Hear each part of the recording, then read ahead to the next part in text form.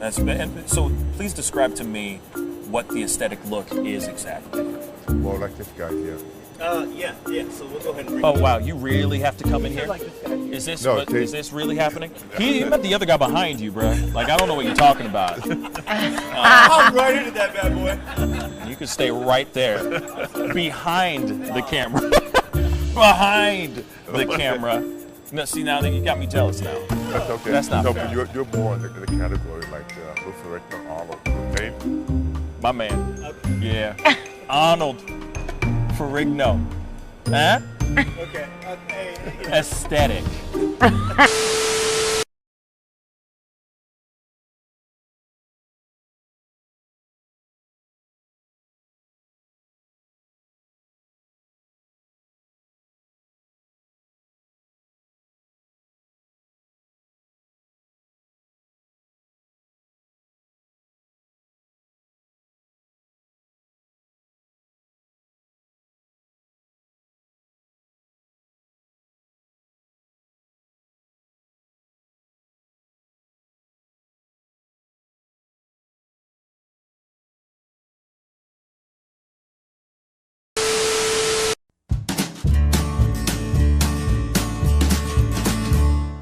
That's great, partner. You two ever go out place everything in its proper place? That does not make sense, but we usually do go. We head to Kroger's, and we work. Oh, yeah. I've got a lady waiting for me back home also. She has the most beautiful scrotum.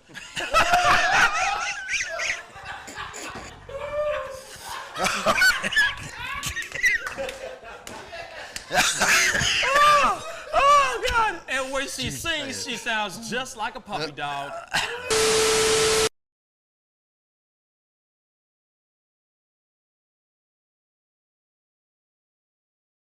Let's go. Good morning, everybody. It's the Pascal Show. Yeah. Yes. Put your hands together, y'all. You want to know why? Because it's Tuesday. It's a terrific Tuesday out there. I hope you guys are having a fantastic and terrific Tuesday. What's another T word? Tubular, dude. Taco? Taco Tuesday. A fantastic Taco Tuesday. Hopefully you have a whole lot of cilantro in it. Yum, Fabulous. He said yum. That sounds disgusting, right? Some people like Yeah, it, some people hate it. I Some like it, people but- just can't stand not that too ish. much. It's like soap. I'm gonna like keep it so real with you, man. I'm good on it. I'm good on all that cilantro. You'll You know what I'm pass, saying? you'll pass. Yeah, you know, give me a little bit of lime Yeah. on that taco, and we good. We Gucci. You know what I'm saying? I wouldn't mind me- loaded. Yeah.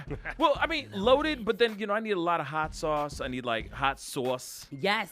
on everything. The green and the red. You know what I'm saying? You got to make sure you got all that stuff. All You know that. what I mean? All of it in there. But hopefully you guys are having a terrific Taco Tuesday. Let's just say that. A tubular Tuesday, man, like it's back in the 80s, man. You know, Tubular. man. Anyway, we got a fantastic show for you guys today. We have two ridiculously talented guests that are going to be coming through today in the house. Today we have Monifa, recording artist Monifa, coming in the house, Lit. Skyping through, talking about everything she's got, and she's dropping an exclusive song right here on the Pascal Show. Then we also have the very talented, another recording artist, Darian Saffron, will be in the house dropping another exclusive song right here, exclusively only on the Pascal Show. So it's going to be one hell of a show today. You know what I'm saying? Today we're going to lift the spirits up today because I know there's a lot of people still talking about everything that happened to the tragic loss that we had yesterday, the massive tragic loss that we had yesterday. I know a lot of people are still talking about it. A lot of people are still reeling over it. People are still mourning. Of course, we are all still mourning. We will be mourning for a good while, of course. But, today's the day we lift our spirits up a little bit, We get back to life, Yes. right? Yes. Okay? We're here to have a good time, laugh our butts off, smile, and talk about good things. Of course, we can't forget about who we just recently lost and the other people that were in that horrible helicopter crash. And our hearts and our minds go to that.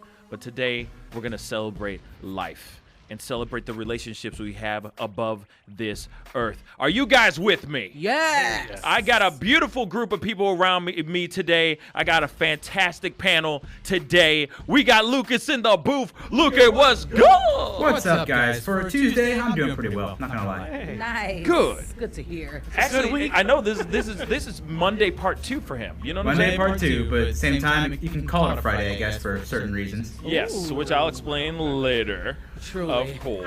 Yes. Yes. We are going to be, today is our Friday show, basically. We will not be on the rest of this week for a very, very good reason.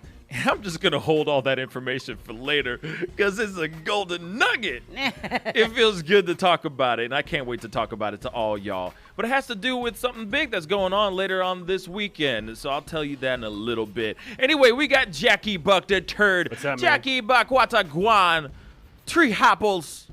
Shred him. Bro. Anyway, what's going on with you, You know, man? I always want to try doing that when you're doing that, but I think that I would just Mess Yeah. it up. You should just try just for the hell of it. I think it'll be tomorrow. yes, tomorrow. Yes, tomorrow on the show. Yes. Oh, you're smart, aren't you? Uh-huh. So smart. Anything going on? So, like, you know, by the way, really quick, how is your daughter? What is there any Elevated result? leg. Is it broken? No broke. Nothing's broken. happened No to broke. her? No broke. No broke. Nothing broke, broke. She was at one of those trampoline parks. Oh. Jumped off a small area and landed on her foot weird and Yeah. My didn't put any baby. weight on it. So My you know, baby. it's a little one. So she How old is she? is crawling and stuff. She's 3. Oh, she's but she's crawling tiny. around with her foot up in the air, Can we trying to say- like move around. Can we say her name on Yeah, the it's air? Olive. Okay. Olive. Olive, baby boo. Heal fast. Get better. When I heard about this, my heart was broken. No, I know. Thank God it's not broken. Thank Yeah, I know, God. right? The foot, I Right. mean. Yeah. Little You know, foot. and if any man ever breaks your heart, let me know. I'll get the Pascal's strap. coming. I got the Challenges. strap. Okay, trust. Anyway, so I'm glad it's not broken though. Real talk. But I was gonna say I told you that phrase the other day. I'll gladly pay you Tuesday for a hamburger today, and you're like, "What's that from?" Right. And then I asked another person. They're like, "What's that from?" Like, why does no one know this phrase? Do you know that phrase, Lydia? Well, no, I'll gladly pay you Tuesday for a hamburger today. Lucas, I'm sorry to let you down. you know this? Never heard of it. Oh my gosh. See. You made it up. What's I'm doing good? wonderful today. Had a great yesterday. I had some Chick-fil-A chicken nuggets. Look at Those you. are always delicious. some bougie stuff. Look, he said, how is Chick-fil-A nuggets? I'm just saying. How is that bougie? That's some bougie stuff. They're the Don't best get me nuggets. wrong. They're fire though. They're fire. Of all the fast food nuggets, I don't even eat any other fast food really because Chick-fil-A, their service is good. They're nice. Hello, how may I help you? They're fast. The line could be around Yeah. the world, and you're out of there in 5 minutes. They're actual fast food. I like how they Yeah. how do they do it? It's crazy fast what they do, and what I love about it is they still have a smile on their Every face time. the entire time, no matter if they messed up your order, Nothing. which is rare Which when it they never do. happens I was to gonna say, me, yeah, but I'm like, when? Which is rare when yeah, they do. they're so good. But when they do, it's they're still like, oh, okay. So, have With a blessed day, everybody. with a smile. Every day, just Yeah. smiley, smiley, smiley. So shout it's a out to beautiful y'all. thing. Chick-fil-A makes me happy. I also got a Yes. book. I bought a book yesterday. Oh my God, she reads. Look. I did not know you could read, man. It's called The 4-Hour Work Week. Have y'all heard of it? I have. Yes, it's The popular. 4-hour work week. Yeah, it's an older book. It was published in Oh, I have heard of that 2007. book. Yeah, supposedly it's like really good. So I went to half-priced look at you. books Nice. on Delmar, Look at you. and they had it. I got Alright. $10. Wow. Started reading it, and it's pretty good so far. Wow, you read books.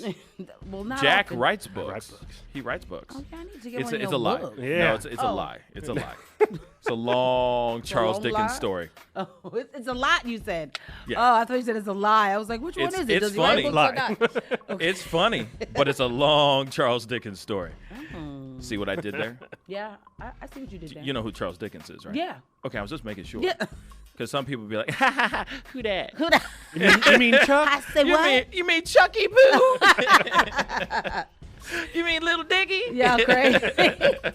It's like, no, what the hell? Oh, man. Anyway. How was your day yesterday, Oh, Pascal? thank you so much. I was waiting. I'm sitting here just just- BSing, waiting for you guys to say Oh. something to me. Man, Lucas didn't even ask anything. He's just sitting there just scratching the back of his beige neck. I'm always giving Liddy the opportunity to make the first move. Right. And You then, know? then I'll jump in when I see Pascal with his head down. Oh, she forgot today. See, everybody does it to me too. See, I give out the love, they bring it right back. I Right love back, it. right I back. love it. Well, Lucas, I'm waiting, Sure you asked. but you can say it too, How was your day, because Pascal? I like hearing your voice. See what I'm saying? Oh, I don't know how I feel about that one. I'm doing very good. You know, it was chill. Just did a whole bunch of work. Whole bunch of work. that's good. Yeah. You know, yesterday was a fat show. Like, Yeah, as it far was. as the stuff that we talked about, to the people that we had on the show, all that stuff. And one thing that sucks is that I got to go home and cut all damn mugs up as clips. Yeah. And then I got to put them all over the place. I hear So that. that takes up a lot of my time. Yeah, editing It is takes up a lot of time. editing's fun, guys. Yes. Said no one ever. No. Yeah, man. And one thing also, I was also waiting on some new graphics because I got some new graphics done by Jen Housey. I was about to say, Nice. did you use Word. Jen? Yes, Nice. she came through in the clutch with some really great graphics Nice. that will be all over the new page, all over Facebook, and all over the social medias. So keep a lookout. This girl, man, some of this stuff is just fire. Hold up, I'm gonna have to show this to you guys. We want to live. see. Show us. 'Cause it was show some us, good show stuff. us, show I was us. really impressed. No Shout lie. out to Filtered by Jen. No lie, no lie, no lie. Yeah. She got her book coming out too. Yeah, she got a book. She about to drop. She write books too, dude. She do filters, graphics, So here books. it is. Like, this is just one of them for Where's the Beef. Oh, Blammo. love. Ain't Oh, that this is fire? the lady. Oh, I Isn't this saw the that lady this who? morning. I was wondering The what one that we talked was. about the one yesterday. that said that. Yeah, the one that dropped the N-word. Oh, is it a secret? Can I No, show you the can people? show it. It's already out there. People already see it on the Facebook page. Oh, But by the way, sup, yeah. Donald? Good morning. And yes, he was talking about Wimpy from Popeyes. We do have our live feed going on Facebook and Somebody YouTube. knows. Somebody knows. Hold up, let me finish this. We do have our feed going simultaneously on Facebook and YouTube. Please go tell your mama, your friends, your auntie, your baby mamas, the whole nine. All right, and your side pieces too. Wait. Let's just, they need love too, man. You said baby mamas with an My S. bad. More than one. More than one. You know what I'm saying? Hey, sometimes it's hard out here for a pimp. Pull-out game is not that strong. Anyway. Oh God. But we are on live on Facebook and YouTube right now. So Facebook.com/The Pascal Show, which obviously some of you guys are watching right now on there. And then YouTube.com/The Pascal Show. So please go comment down below, all that stuff. We're having a great discussion. So now it's time to discuss some other things. Nice. It's time for Let's Talk. Now you've got to be kidding me. He needs some milk. Cookies. Okay, given the fact that we won't be on for the rest of this week, Super Bowl weekend is coming up here. It's weekend. It's the weekend, y'all. Super Bowl weekend is upon us, and it's coming on strong. Obviously, there's a lot of parties. Everybody's getting hyped up for the big game that's going to go down. Chiefs versus the 49ers. Now, my question to you guys is this. Do you guys go to go see the Super Bowl for the Super Bowl, or do you go for the parties, or do you go just to see the commercials? Seriously, because some people still just watch the Super Bowl just to watch the commercials, Word. which is really brilliant on their end that they made that a thing, Oh, so smart. and so that everybody is entertained to a certain extent. Yeah. So, my question is this: do you watch the Super Bowl solely for the game, or do you watch it for the social atmosphere that you're in, or you're there for the halftime show or the commercials? It's very simple. Obviously, I'm not even asked Lucas because we already know what his answer, but I'm going to throw it to him anyway. Lucas in the booth, what's your think, man? Yeah, you already know my answer, but still, the party effect for the Super Bowl is something unlike any other sport you can do. You can't really throw a party for, well, you can, but it's not the same throwing a party for like a World Series Game 7 or Right. Stanley Cup Final Game 7. I mean, you can, but it's not the same as the Super Bowl because everybody watches the Super Bowl. You can't go to your family that doesn't care about sports. Hey, you want to get a party going for the World Series Game 7, they're like, I don't really care. Word. Right, Super you're Bowl, right. everybody's in, because then they can watch the commercials. Somebody can bring some wings. You can just enjoy everything. There's a Right. halftime show, Right. yada, yada, yada. But my answer, I watch it just for the game. Wordness to the But turdness. I will say I do kind of throw small parties for even just regular season games. Nah, it's always the Super Bowl at Lucas it's- house. He's like, it's always a party. Football is football for me. Right on. So every day, every Sunday. I eat I throw either my own little party or I get together with some friends every Sunday. That is so cute. You have a whole bunch of blow up dolls around you, just kind of like, hey, what's up, guys? Sure, Party let's- time. Let's go with that. Okay, sure. Why not? Sure. Whatever No, you I'm say, just- Pascal. He's like, no, I actually got some mannequins I got thrown off the side of a truck, but no, I'm just playing. Interesting. Games. Parties for the games. That's very, very interesting. Jackie. What's up, man? What's up? I think that I don't know, football for me. I like watching it, but I definitely am showing up for a little bit more for the commercials. 'Cause Word. I think that both teams usually playing are, playing at the top of the level, Yeah. and I don't have a team that I root for, so I'm just there to watch the sport. And then the commercials come in, and they sometimes are horrendous, but there's a few of those that are really, really good. Right. Budweiser seems to pull it off every year. Every time. And then there's a few Yeah. that are good. A few. Yeah. I've been kind of disappointed with Budweiser. Really? You Yeah. haven't cried enough from them? For a while. No. No. Not really. It's just been a little disappointing to me. Yeah. The commercials have been lately kind of lackluster. So I'm looking forward to some new ones because apparently there's one with MC Hammer and Jimmy Fallon that apparently is really, really funny.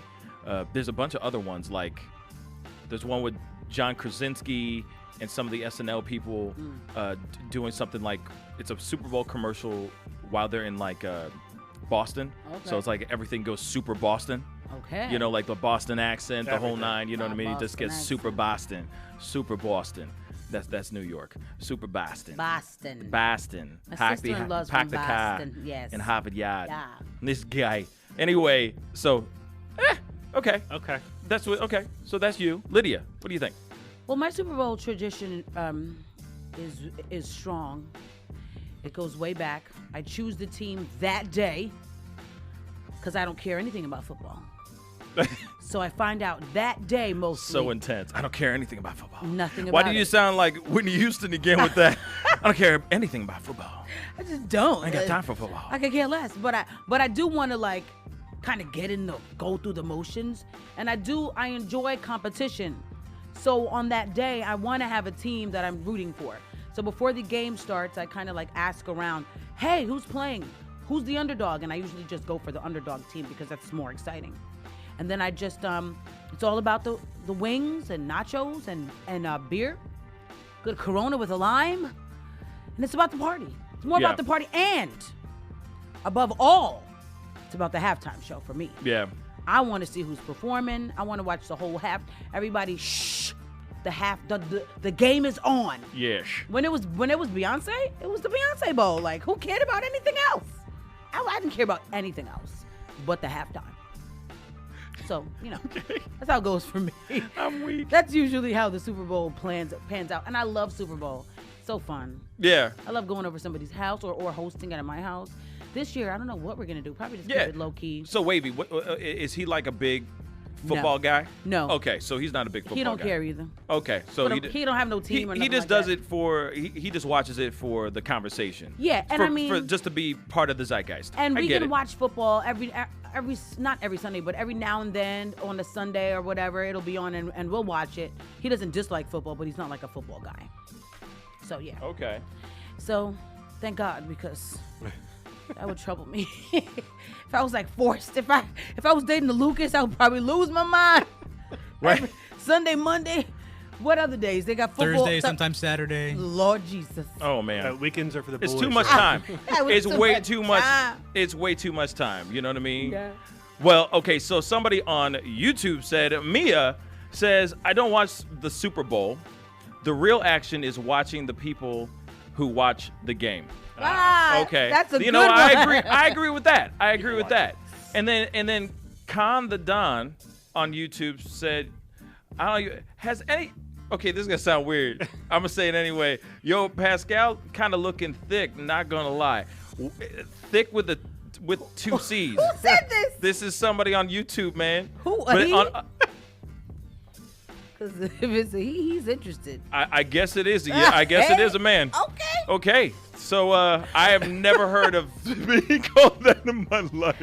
With 2 C's. With that's 2 the- C's. I'm done. I think he's blushing. Yeah. If a black man could blush. Pascal looking thick. Yeah, with a double C. Ooh. I'm done with all am y'all's. Anyway, those comments are there.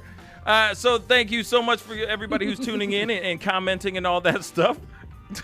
What the hell? I've never heard that before in my life. So good. Towards a man. Me neither. Okay, towards a Hashtag. grown ass man. Hashtag thick. Okay, so to me, my opinion, obviously I don't football very much. So yeah, I go to the games. I'm always rooting for the underdog because it's always an entertaining time. Yeah. Especially when the underdog wins. Yes.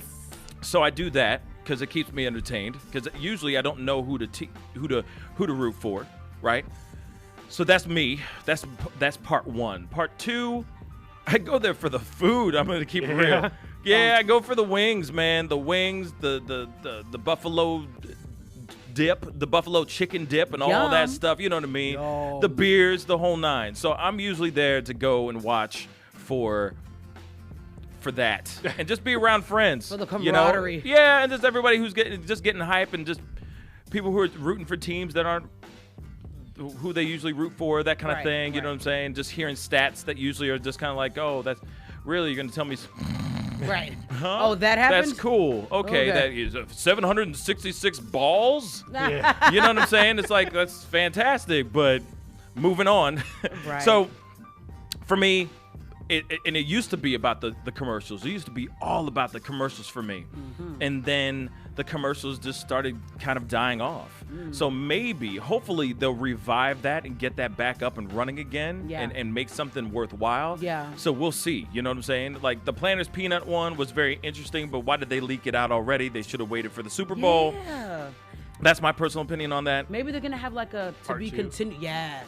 I'm thinking that it's going to be a part 2. Yeah. Or there's going to be a series throughout the Super Bowl event. So I'm assuming there's going to be like 4 or 5. You know what I mean? All smashed into one. But anyway, I watch it mainly just to be a part of what's going on and just knowing what's going down. Most of the time, it's like, you know, it's like when you go watch the Grammys or the Oscars or the Golden Globes or anything like that. You're watching it because you want to see the big moment. Yeah. You don't want to miss that big moment that everyone else is going to be talking about the FOMO. next day. You see what I'm saying? That FOMO was real, y'all.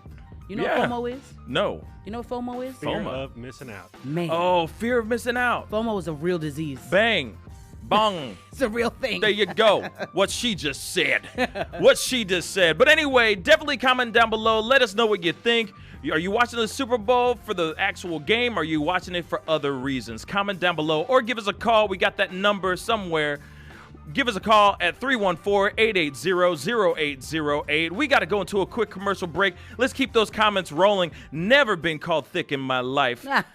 Anyway, this is the Pascal Show with the thickness. We'll be right back. Bye.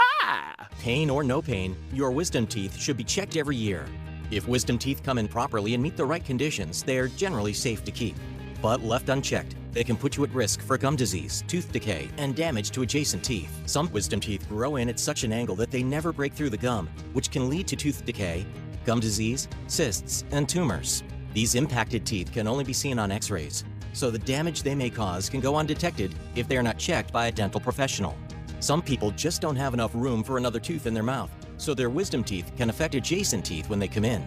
This can make it difficult to chew, difficult to keep them all clean, and misalign your teeth. Not all wisdom teeth need to be removed, but they all do need to be monitored by an oral and maxillofacial surgeon. Find a surgeon near you for a complete examination. If your wisdom teeth do need to be removed, the procedure can be done in an office setting with minimal post-operative pain and swelling. Remember, pain or no pain, your wisdom teeth should be checked every year. Find your local oral and maxillofacial surgeon at myoms.org. Paid non-attorney spokesperson paid for by the Sentinel Group. This is an important message for anyone diagnosed with cancer after being exposed to Roundup or other weed killers. A California jury recently found Monsanto's weed killer caused a groundkeeper's cancer and issued a verdict for $78 million. More evidence found that Monsanto, the manufacturer of Roundup, may have known that Roundup and other weed killers were likely linked to organ damage and cancer. This information was hidden from the public as proprietary trade secret since 1981, and Monsanto may have failed to adequately warn about the potential risk of cancer. If you or a loved one was diagnosed with cancer after being exposed to Roundup or other weed killers, you may be entitled to significant compensation. Call the Sentinel Group now. You'll pay nothing unless there's a recovery in your favor. Don't fight it alone. Call 1-800-684-1380. 1-800-684-1380. That's 1-800-684-1380. 1-800-684-1380. If you've been in an auto accident, even if you weren't injured, you've probably been contacted by someone urging you to go to a certain medical facility or a certain attorney to seek money from an insurance company. Auto insurance companies pay billions of dollars in medical claims each year, and they are a target for fraudsters who shop for accident victims who may or may not need treatment. They want your insurance information so they can bill for unnecessary visits and treatments that you may never receive. All of this adds up to higher insurance premiums for all of us. Insurance fraud is something you don't want to be involved in. There are ways you can protect yourself. If you're involved in an accident, talk to your insurance company first. Don't provide your insurance or personal information to someone that solicits you or tries to refer you. If you are injured, only deal with legitimate medical professionals and facilities. If you suspect medical fraud, call us at 1-800-TEL-NICB or visit www.nicb.org. A public service message from the National Insurance Crime Bureau. Hey, we're keeping it real all day on 920 AM and 106.9 FM. This is Real Talk, WGNU. Hey, welcome back. It's the Pascal Show. All right, let's get into it. Just so you guys know, we do have a podcast. So all of this that you're listening to and watching right now on the radio and live on Facebook and YouTube is available on podcasts. So please go check us out, The Pascal Show. We have it on Spotify and on the Apple Podcast app. All right? We on a podcast, y'all. Hey. Go download. Check it out. You know what I'm saying? Listen to this beautiful, velvety voice. This thick voice. All day. This thick. This thick-ass voice. Yes. Anyway, moving on. Today we do have two very special guests coming on to the show today. We have Monifa in the house. She'll be Skyping in. And we have the recording artist, very, very talented guy, Darian Saffron, will be sitting down with us and debuting. Both of them will be debuting two new tracks right here on the show. It's very exciting. I'm excited about it. It's going to be a really, really dope time. Can't wait to hear Monifa's track. Yeah. I'm excited. So why do you only care about Monifa? Well, you know, I'm familiar. I'm excited to get familiar with this other young man. I'm just playing. I'm just throwing and then you if under I the like bus. him, I'll be excited to hear his track. Yes. The jury's out. If he's good. Prove yourself. Trust me, he's good. Prove yourself. Nah, Trust me, this dude is talented. I believe you. Yes, or he's you wouldn't very, have him very on. good. I wouldn't have him on if he was trash. Come Trust on me. now. This dude is Come on beyond that. This dude is very, very talented. Dope. And I'm sure right now he's kind of smiling and going, "Oh, stop, Pascal." You know what I'm saying? Stop. You know what I mean? Anyway, let's get into it. We got some news, and we got Tommy Boy on the phone. He's still elevated and his feet up in the air and all that stuff because he broke his ankle, guys. Just because he broke his ankle. What's up, Okay, Tom? pause. Anyway, so what's been going on in the world today, my brother? Oh, not much. How you doing, Pascal? How's everybody doing today? We are good, man. Tom. We are very, very good. What's popping, man? What's going on? How are you? How's that ankle? Oh, not great. Met with my doctor yesterday, and then going in for surgery on Friday on it. Wow. Oh, Wait, no. what? You're having surgery for real? Yeah. Damn. Hopefully this surgery will help you recover yeah, I was gonna faster. say on a good thing, sounds like that's what needs to be done. Yeah. Damn. Yeah. They took a look at it yesterday and did a few other tests, and they're like, if you don't have this done, you have higher risk of arthritis if you don't have this surgery. So. Aww. That's no good. Man, hey, if that's what needs to be done, that's what needs to be done. Right. Let's do it so that you can heal and be back on this show. We don't care about anything else except you getting your ass back on this show. You know what I'm saying? I would love to be back on the show. You have no idea. Oh, I know. I'm a bit of a homebody, but even I'm getting cabin fever now. No kidding, man. Time to get outside. Tired of those cats, like I said last time. Just tired of them cats. Anyway, what's going on in the world, my brother? All right. Well, let's see. Today, the Republicans are expected to wrap up their defense case for Donald Trump in the impeachment trial. I don't know if did anybody watch any of the impeachment trial yesterday? No. Anybody able? I listened. I didn't watch anything, but I listened in the car. Yeah. Not oh at my all. gosh. It's been. I've listened the whole time. Actually, I'm kind of a nerd when it comes to these. Yeah. I've been listening to NPR like, oh, it's time for the impeachment. It's been on all day. You know, so the thing is that like, yes, I'm watching with like one ear, but I'm, you know what I'm saying? I'm like, I'm listening with one ear, but I'm kind of not paying attention because I'm just waiting for, I'm waiting for the bombshells to drop. I'm waiting for bombs, and bombs are not happening right now. It's just a bunch of low hums. You know what I mean? Little mosquito bites, and I'm like, all right, I'm waiting for the big, the big bang. Right. You know what I mean? And the big bang hasn't happened yet. You know, it's like Ish should get off the pot.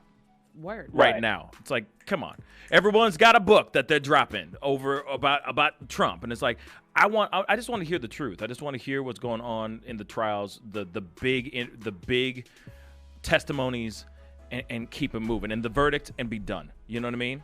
We won't hear the truth. We won't hear the truth. I know, because we can't handle the truth. I'll tell you something that happened with me yesterday as I was watching the trial. I think the lawyer's name was Hirschman. He's one of Trump's lawyers. Mm-hmm. He was up there talking, and he showed like a clip of like the Obama-Romney debate from 2012. Okay. And I'm sitting there wondering, like, how does this have any bearing on this case at all? And I listened to this guy's argument. It was so thin and weak. And I started to think to myself, like, man, I would have been a great lawyer. Like, right. I should have been a lawyer. This guy's terrible. This guy sucks. Yeah. I could have come up with a much better argument than this. This is irrelevant trash. And then it dawned on me, this guy doesn't have to have a good argument. He doesn't. No. Because the Republicans aren't going to do anything anyway. It's a crash and burn. You know what I was thinking, too, while listening to these, to all of this? They should really have this with like a non-bias in front of a real jury of American people. It could even be evenly split between Democrats and Republicans, just because I feel like they need non-biased, non-political puppet ears on what's happening. Right. Otherwise, what's the point? Yeah. It's like all of this all this time for why? It's crazy. Yeah. And like you said, nothing I heard on the Trump side, and not because I don't like Trump. I literally listen so that I can see, okay, maybe they'll make some points. They're ridiculous. Yeah. Like, what are you talking about? Yep. It's unbelievable. I can't relate because I don't know what you guys are talking about because I hadn't seen it. So, you know what I'm saying? So, I mean, unfortunately, it's something I missed out yesterday, and I'm sure it's going to be, like I said, it's all low hum stuff, and it's like, all right, it's all BS, and they're, like we talked about yesterday, these dudes, all these Republicans are ride or die, like they just are they're it's like the Italian mafia. It's like the mafia. You know what I'm saying? So, we'll see what happens on the next thing. I'm just, like I said, I'm waiting for the next shoe to fall or the next of the many shoes that are supposed to fall. I'm just waiting for some results. I just want to see some results already. You know what I mean? Yeah. But what else is going on, man? All right. Well, does anybody use the Avast antivirus? I used to. Oh, used to. Yeah. Excuse me? Well, they've kind of been. What is that? It's Avast antivirus. I believe it's kind of an alternative to your Norton antivirus or Bitdefender or what have you. Never heard of this. Have you heard of this, Lydia? No, but he said it's he said it's an alternative to something else that I never heard of. Yeah, you're just like this is Norton, McAfee. These are all people that are musicians, so they're using Apple products most likely, I think. Oh, and so this is like a Windows. I was thinking coronavirus. Antivirus. It's a computer virus. I literally thought you were talking about coronavirus. I thought it was a real illness. God. Me too. I thought you were talking about like some other virus. I'm like, bruh. It's already in 26 states right now, by the way. coronavirus, Yeah, by the by. It is. All right, so everybody be safe out there. 100 confirmed deaths. Wash them hands. Stop coughing on each other. Don't share drinks with each other. That's just the normal stuff. Normal stuff. And don't go to Wuhan, China. Yeah, and just don't go there. Just don't go to Wusa. No. Got you all in check. You know what I mean? Well, apparently they don't got them in check over there. Shoot. But anyway, you were saying about these antivirus thing? That is has nothing to do with diseases? Right. Okay. Yeah, nothing to do with this. This is Windows antivirus. Gotcha. Avast, and it's very popular. Like, a lot of people use it. Jack was saying he used to use it. Apparently, they are selling their users' data like en masse. Wow. So you sign up with these guys to protect you, and your data, and they are selling literally everything you do, every search you search for, every website you visit, everything they are selling. And apparently it's the best data you can pretty much get on the internet because it's down to the user. Wow. Like, they can't identify who the user is, but if they could, if they really wanted to, figure out who the user is based on what they're searching, where their location is, all that kind of stuff. So all these people out there getting this Avast internet, or Avast antivirus, all their data is just being harvested and sold off. Yeah, but they're not getting a virus on their computer. Yeah. Right. It's a trade-off. Yeah, there's always something good on, you know what I mean? That's crazy. Man, they're selling everything. Crazy. Yeah. They're selling all our information. That's why these ads are so spot on. Oh, yeah. The ads that pop up on your, Yeah. I'd be like, how did you know? I didn't even search this. Bruh, we're talking about Taco Tuesday later on today. We're going to be scrolling through telling Facebook. you. It's going to be like, hey, Taco Tuesday I'm at this point. telling You're like, whoa, what's going on? Yeah. No one said. Yeah. I didn't even Google this, man. I know. Yeah. And now I'll you tell got you this what whole happened. thing. On a side note here, I'll say this. Yesterday I was looking around on the internet, and I don't know how this happened, and it was kind of funny to me. Did you stumble searching- upon some porn? No. It's okay. Nearly. I was looking at some of the entertainment websites to gather news for the show today, and here was a web ad for a gay cruise, which is fine, but if it's targeted advertising, Maybe God's trying to tell you something. It's okay. Well, like I it caught my eye. I mean, not caught my eye in that way. But Okay, I was looking through the page, and all of a sudden, here's this gentleman in a Speedo that is definitely highlighting his dong, and I looked at it. I'm like, okay, well, that's strange, But I'm looking at an entertainment website. Maybe that leans more towards the gay demographic, but whatever, it's fine. And, I love everybody, so it's cool. And then, like, the next site I went to was for Speedos. It was an advertisement for underwear that maximizes the appearance of the package. What? Well. Yeah. They And I'm coming like, after you, Tom. Yeah, I know. Yes. They trying to get you. They're trying to say you might be homosexual, but with a very small penis. What's going on, Tom? What's going on? Yeah, I don't know. The old stereotype used to be, the offensive stereotype used to be that gays are trying to recruit everybody. But now I'm starting to think maybe they're trying to recruit me. Maybe I might be getting drafted. Who knows? Are you feeling a little tug? Little one. Little tug. A little tug in By that the way, direction. I will say, Pascal, you are looking thick like a bull. I hate you, Tom. I hate you. Okay? I hate you. That's hilarious. We got to go to a quick commercial break. You still got some more. You still got some more news for us, right? Yeah, I can hang on. Okay, so hang on. We'll be right back. This is the Pascal Show. Bye.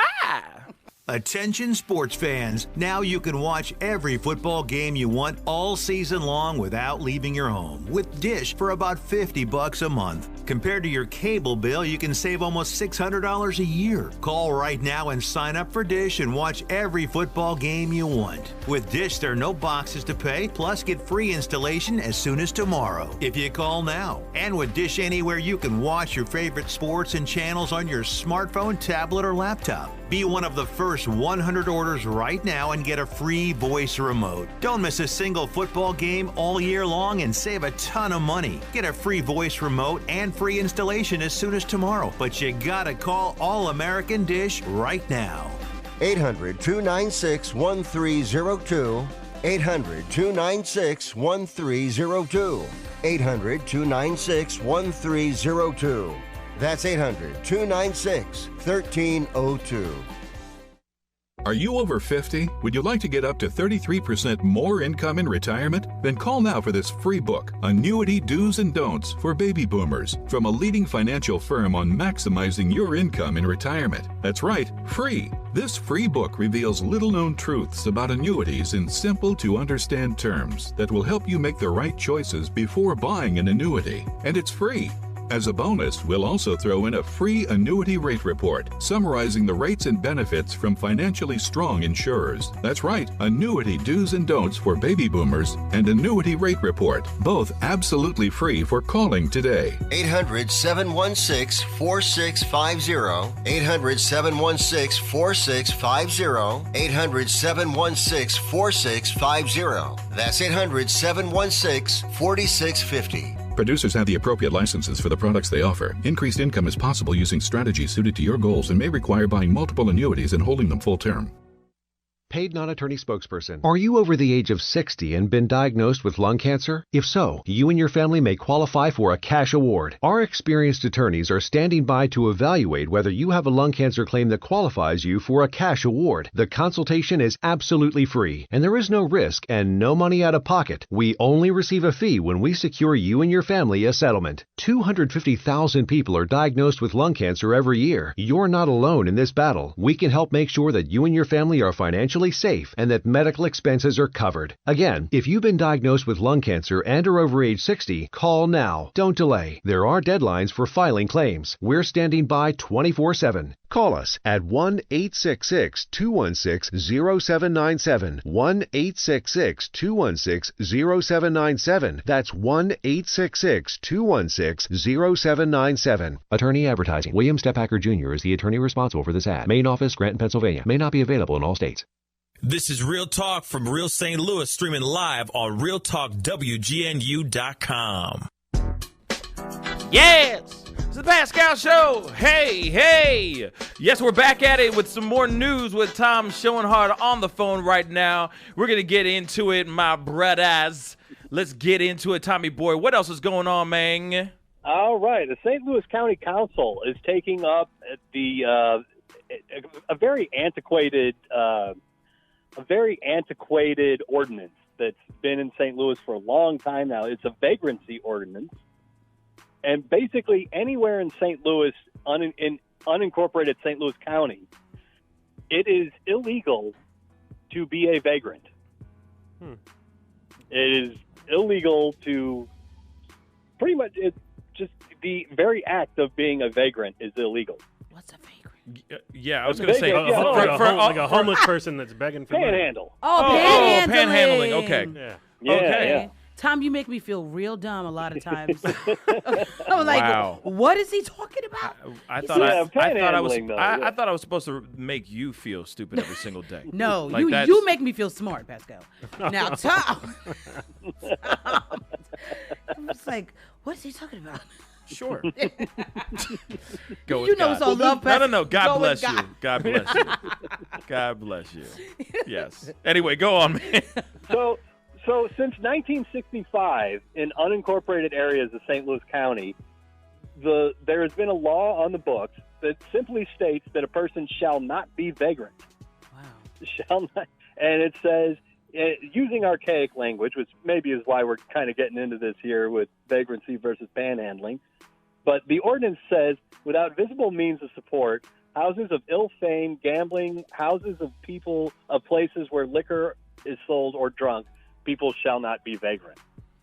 I mean, that language itself kind of tell you how antiquated this ordinance is. Wow. Crazy. Thou shalt not be vagrant. Right. Yeah. Don't No. be poor. So what are you supposed to do? No. Right. So what are you I supposed to turned do? my nose up at thee. When they No.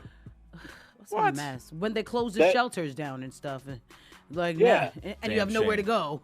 That's a They just damn need to Right. apply for a permit. Oh, but you got to have an address for that. Yeah. Oh. But it's strange though. But they're trying to change this law now, and it actually there seems to be some bipartisan agreement that this needs to be changed so that the simple act of panhandling, not aggressive panhandling, not where you're chasing people or yelling at people or blocking doorways and stuff like that, but just simple. I'm at an intersection of this and this, and I've got a sign, and I'd like some money. That they're trying to change the county council is trying to change that ordinance so that it's no longer illegal to be a vagrant in St. Louis County, which I didn't realize that was just out blanket illegal. I didn't realize that you just couldn't panhandle in certain places. That's sad. That is messed up. I thought it was. Yeah, I thought it was pretty, but it's getting fixed. The person driving behind it is the driving force behind the current legislation to overturn the ordinance is my county councilwoman, Lisa Clancy, who I'm just enamored by her. She's so great. Nice. Yeah. Enamored. I am. I think she's got a bright political future ahead of her. As a political wonk, I'm happy that she's my councilwoman. So she's on the case. She's taking care of this. So Good. That's what's up. Hopefully it'll make some people's lives a little bit easier. Yeah, man. Clancy to the rescue. Thank you. Yeah.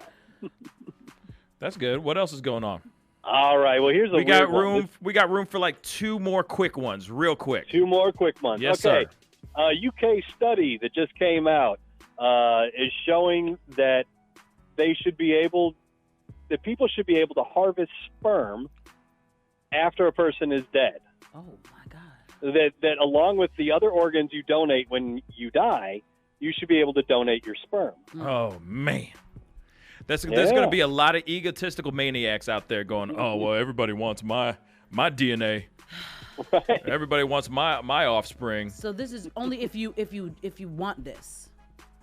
Yeah. Yes. It would be an opt-in thing. Like I mean, the same way you would say I want to donate my liver, my kidneys, my heart, my lungs, whatever. You would also be able to donate your sperm when you die. Interesting. Which gets down to the how do they extract the how sperm do they get it out? From here from a dead body. Yikes. Well, first they get the jergens out. No. First a lot of jergens. Oh, right. First they pull out the beaker, then they take collected, the it's jergens. collected through electrical stimulation of the prostate gland or surgery. Wow. And then the sperm can be frozen. Too much. Because I guess obviously there are a lot of people out there that want to have kids, but one of the the man in the relationship may not be able to produce enough sperm, or it might be a woman who's single who wants a kid and wants a sperm donor. So, I could see it being something a beautiful thing for people who are like either terminally ill and they're about to pass, but their loved one still wants to be able to carry their seed and all that kind of stuff. So I could see that being a very beautiful thing and a very beneficial thing. But at the same time, it's like, why wouldn't they be able to do something like that beforehand? Right, just donate you see what I'm sperm saying? while you're alive. Not while they're a cadaver. That just feels a little unethical in a way. Yeah, but if they opt into it, I guess it's okay. You know what I'm saying? I'm okay with the surgery part. The electrical stimulation part. It's kind of weird. That's more like necrophilia. Yeah, right? I was going to say necrophilia. That's like a sexual act. Yeah, I was just avoiding using that term. But yeah, necrophilia seems a little weird to get the man off before. Well, while he's that's weird, man. Yeah. That's some weird stuff. As long as Real it's not talk. a pervert doing that's it. awkward. As long as the person's not like, yes, he opted in. That's awkward. Yay. That's hella awkward. That's horrible. That's hella awkward. Yeah. Yeah, man. Well, one more real quick. One more. Okay, one more real quick. Quick. All right, Atari is opening up 8 hotels, video game themed hotels in the United States. Atari? Atari, yeah. Atari wow. is now entering the hotel business with hotels Bruh. in San Francisco, Seattle, Las Vegas, San Jose, Phoenix, Chicago, Austin, and Denver. That's dope. And yeah, the hotels will be outfitted with all kinds of virtual reality and augmented reality. Augmented reality, for people that don't know, is kind of like Pokemon Go, where you put your phone out and it'll put something that isn't there in your plane of view through the phone, through the camera. Nice. Wow. Yeah. So, it's going to be these video game themed hotels. They're going to host esports events and that sort of thing. But, I miss Atari. You never see Atari that much anymore. No kidding. I don't know how much it's going to cost to stay in one of these hotels, but I'd be interested to see what an Atari hotel is like. Yeah, I'm interested too, and I know a lot of gamers and a lot of kids right now are probably going to be doing backflips about that, because that sounds like a really great thing. They should bring one to Vegas for sure. I think that Vegas needs more stuff for kids so badly. And if they had a hotel that was like just perfect for all those gamer kids out there, that would be phenomenal balls, man. Fire. Anyway, we got to go into a quick commercial break. Thank you, Tommy, for calling in, dropping the knowledge, dropping the news for us, brother. Heal fast. Good luck. Thank you. Good luck, because good luck with the surgery. I mean, can you say break a leg for a surgery? No. You already No, I've broke already your done leg. that. I was going to say, Already done. you already broke your leg. So we can't even Yeah. say break a leg because it's already broken. So I'm sure you're going to have a swift and great surgery. Well, I got another leg. I could break that one. Well, don't do that. Don't do that. Let's try not to have that happen. Anyway, we got to go into a quick commercial break. Coming up next, we have an exclusive interview with recording artist Monifa Carter. We'll be right back. This is the Pascal Show. Bye. Did you know a vehicle is stolen once every 40 seconds in the United States? The cost adds up to over $6 billion a year, which leads to higher auto insurance rates for all of us. But there are steps you can take to help put the brakes on vehicle theft. When you leave your vehicle, always roll up the windows completely. Don't leave valuables in the car. Take the keys or the fob with you. Lock the doors. And if you are out at night, always park in a well-lit area. For an extra layer of protection, install an audible alarm system or tracking system, and use steering wheel or brake pedal locks. If you have information on vehicle theft, contact the National Insurance Crime Bureau. Reach us at 1-800-TEL-NICB. That's 1-800-TEL-NICB. Or visit our website at www.nicb.org. A public service message from the National Insurance Crime Bureau. This is AM 920 WGNU St. Louis. Every year, millions of Americans use opioids to manage pain. Pain can be unrelenting, overwhelming, and all-consuming. So why do so many of us try to manage pain only from the palm of our hands? Doctor-prescribed opioids are appropriate in some cases, but they just mask the pain.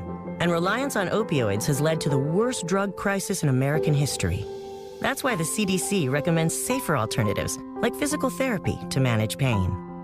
Physical therapists treat pain through movement, hands-on care, and patient education. No warning labels required. And by increasing physical activity, you can also reduce your risk of other chronic diseases. Pain is personal, but treating pain takes teamwork. When it comes to your health, you have a choice. Choose more movement and better health. Choose physical therapy. Visit moveforwardpt.com to find a physical therapist in your area. This message is brought to you by the American Physical Therapy Association. Dear VetTix, it was nice to spend the night with my daughter and other veterans. It's so humbling to attend an event when you feel appreciated. I had a wonderful time with my family. Thank you for the memories, VetTix. Dear VetTix, thank you for a great experience and for your support of the military and veterans. Thank you so much, VetTix. Our family has gone through a lot the last few years, and this gave us a nice break. Every empty seat at a concert, game, or special event is a missed opportunity to say thank you to a veteran or a service member. By giving your extra tickets to VetTix, you'll help America's heroes reduce stress, strengthen family bonds, and create a truly happy memory that will last a lifetime. So when you really want to say thank you for your service, give the experience, give the memory. VetTix. Give something to those who gave. For more information on how you can make a difference, go to vettix.org. Imagine being denied an apartment because of your religion, or your race, or because you have children, or a disability. It's so wrong. Yes, but who has the power to stop this? You do. Each of us has the power. The law is on your side. It's illegal for landlords to discriminate because of race, color, religion, sex, national origin, disability, or familial status. If you suspect that you have experienced housing discrimination, file a complaint with HUD immediately so we can investigate it. Fair housing is your right. Use it. To learn more, visit hud.gov/fairhousing. That's hud.gov/fairhousing. Or call 1-800-669-9777. 1-800-669-9777. A public service message from HUD in partnership with the National Fair Housing Alliance. If you've been in an auto accident, even if you weren't injured, you've probably been contacted by someone urging you to go to a certain medical facility or a certain attorney to seek money from an insurance company. Auto insurance companies pay billions of dollars in medical claims each year, and they are a target for fraudsters who shop for accident victims who may or may not need treatment. They want your insurance information so they can bill for unnecessary visits and treatments that you may never receive. All of this adds up to higher insurance premiums for all of us. Insurance fraud is something you don't want to be involved in. There are ways you can protect yourself. If you're involved in an accident, talk to your insurance company first. Don't provide your insurance or personal information to someone that solicits you or tries to refer you. If you are injured, only deal with legitimate medical professionals and facilities. If you suspect medical fraud, call us at 1-800-TEL-NICB or visit www.nicb.org. A public service message from the National Insurance Crime Bureau. In Africa, 5-year-old Chiru has no choice. She and millions like her must walk miles every day for dirty water. But together, we can end their walk by providing clean water close by. Instead of spending hours walking to get water that makes them sick, girls can be in a classroom that expands their minds, and moms will gain back time to care for their families. Sons and daughters can grow up strong, finally free of sicknesses caused by dirty water. At World Vision, care about clean water runs deep. Deep enough to reach one new person with clean water every 10 seconds. Because every child, every person, everywhere deserves clean water and a chance to rise to their full potential. It's true. When you just add water, you change a life. Learn more at worldvision.org. Today we decided to walk to school. At the corner, we waited to cross the street. The stoplight counted down. 15, 14, 31? 13? We took a left on Carroll Garden Street. Garden Street? Loud music was coming from a car. Danny's a smart kid, but he gets so distracted. There were so many other sounds, I didn't know what to focus on. Danny, Earth to Danny. Suddenly, he realized he forgot his homework again. I left my homework on the table. At the school steps, we hugged goodbye. I really hope he doesn't have another bad day at school today. When you can see learning and attention issues from their side, you can be on their side. That's why there's Understood.org, a free online resource for the parents of the 1 in 5 kids with learning and attention issues. Get personalized recommendations, practical tips, daily access to experts, and more. Go from misunderstanding to Understood.org. Brought to you by Understood and the Ad Council. Hi, I found a toy dinosaur over on the playground by Smith Street. It had this phone number on it, and, well, I just wanted to make sure the dinosaur made it back to its little owner. Yeah, hi. I think I found your kid's stuffed animal near the swing set. Just want to call. I'm sure she misses it. I know my son gets super attached to the smallest things, even a fire truck, and I'd be happy to drop it off. The toy was a little muddy, so I cleaned it up, and it's good to go whenever you're around. When I found the little sippy cup, I just had to give you a call. It's for a kid, you know? We'd do anything for kids. Yet 1 in 6 children in the U.S. struggle with hunger. Help end childhood hunger and give all of our kids the meals they need to grow. Learn how at feedingamerica.org. Brought to you by Feeding America and the Ad Council. Right now, Doctors Without Borders medical teams are operating in some of the most remote and dangerous corners of the world. When front yards become front lines, when disaster erupts, when disease rages, when communities collapse under crisis, at the crossroads of conflict and epidemic, where there are no hospitals, that's where we operate. We go where conditions are the worst because that's where we're needed most. In nearly 70 countries, we're saving lives threatened by violence, disease, malnutrition, and catastrophic events. Donors are vital to our mission. Your response is critical to our response in places where few others will go. That's where we operate. Learn more at doctorswithoutborders.org. Sergeant Jabari Wright. In the Army, I was trained as a combat lifesaver. In 2012, had an accident and became paralyzed. I was used to working in healthcare and how am I supposed to help people, and I'm in a wheelchair now. It really severely impacted my confidence. Jim Arndt, PAVE Program, Paralyzed Veterans of America. PAVE helps veterans rebuild lives with valuable careers. We assess the skills, build the resumes, and help with the interviewing skills to be able to find a career that our veterans are looking for. PVA took what I was doing in the military and helped me translate that to meaningful employment in the civilian sector. Hooking up with them helped to empower me. PAVE really concentrates on the one-on-one relationships. Unlike other programs that measure success by placements alone, PAVE places greater emphasis on quality jobs and continued support, our Partner for Life guarantee. To learn more, visit pva.org. A public service message from Paralyzed Veterans of America. What's on your wish list for a great place to live? Most people look for excellent schools, safe streets, access to good housing, and well-paying jobs. But what if you could live in a community that would help you protect and even improve your health and the health of your loved ones? Where you could enjoy clean air, have access to ample clean water, and shop for reasonably priced healthy food. Would you like to feel safe on your streets, whether you're driving, walking, or riding a bike? Would you like to relax and exercise in accessible parks and be able to count on good public transportation? Increasingly, cities and towns across the country are making planning for good health a priority. Planners are working with public and private organizations to create an environment that will improve our health today and guarantee the health of our children tomorrow. Learn more at planning.org. That's planning.org. A message from this station and the American Planning Association.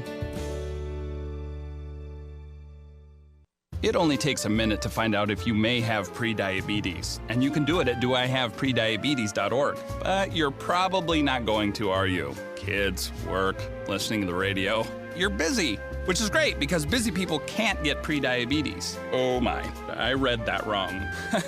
They can. Should have worn my glasses. So visit doihaveprediabetes.org and take a short test, because prediabetes can be reversed. Brought to you by the Ad Council and its Pre-Diabetes Awareness Partners. Corporal John Vale was on patrol when his truck flipped. I realized I can't move my legs.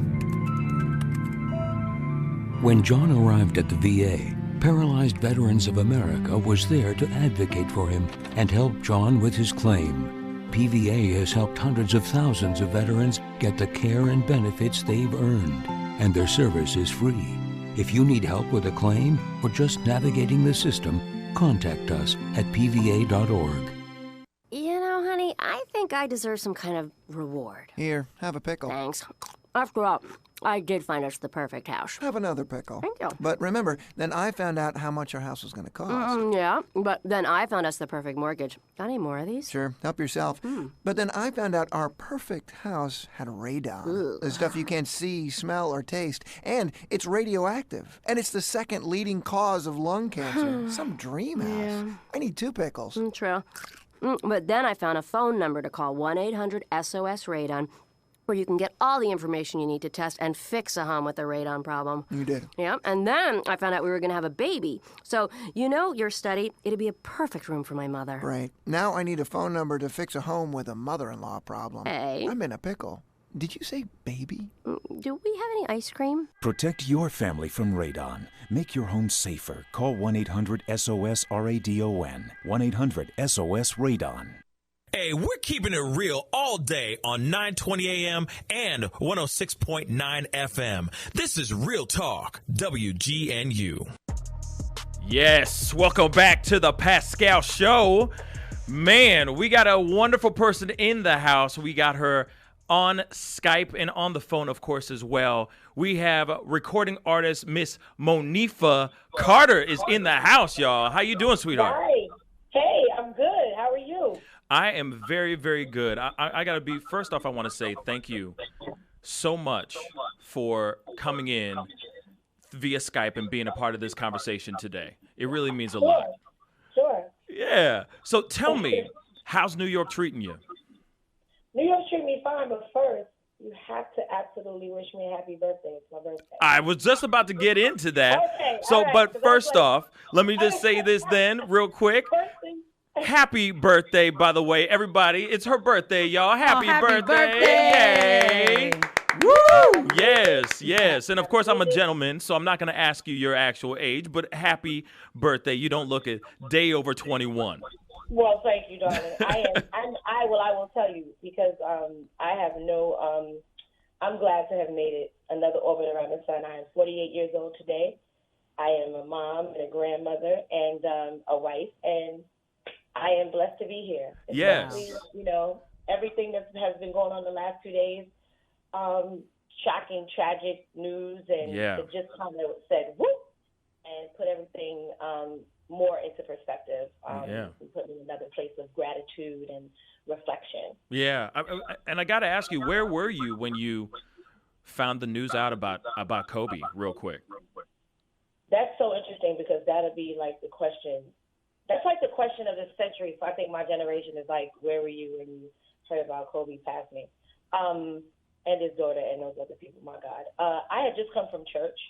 I walked in the house, and I was doing something in this room here, and I heard my wife say, "Oh my God!" And I was on the phone. I think I was doing something, talking to a bill collector or something, and when I came back like 5 minutes, I was like, "What's the matter?" And she's sitting there like, Kobe Bryant died, and I was just like, "What?" Yeah.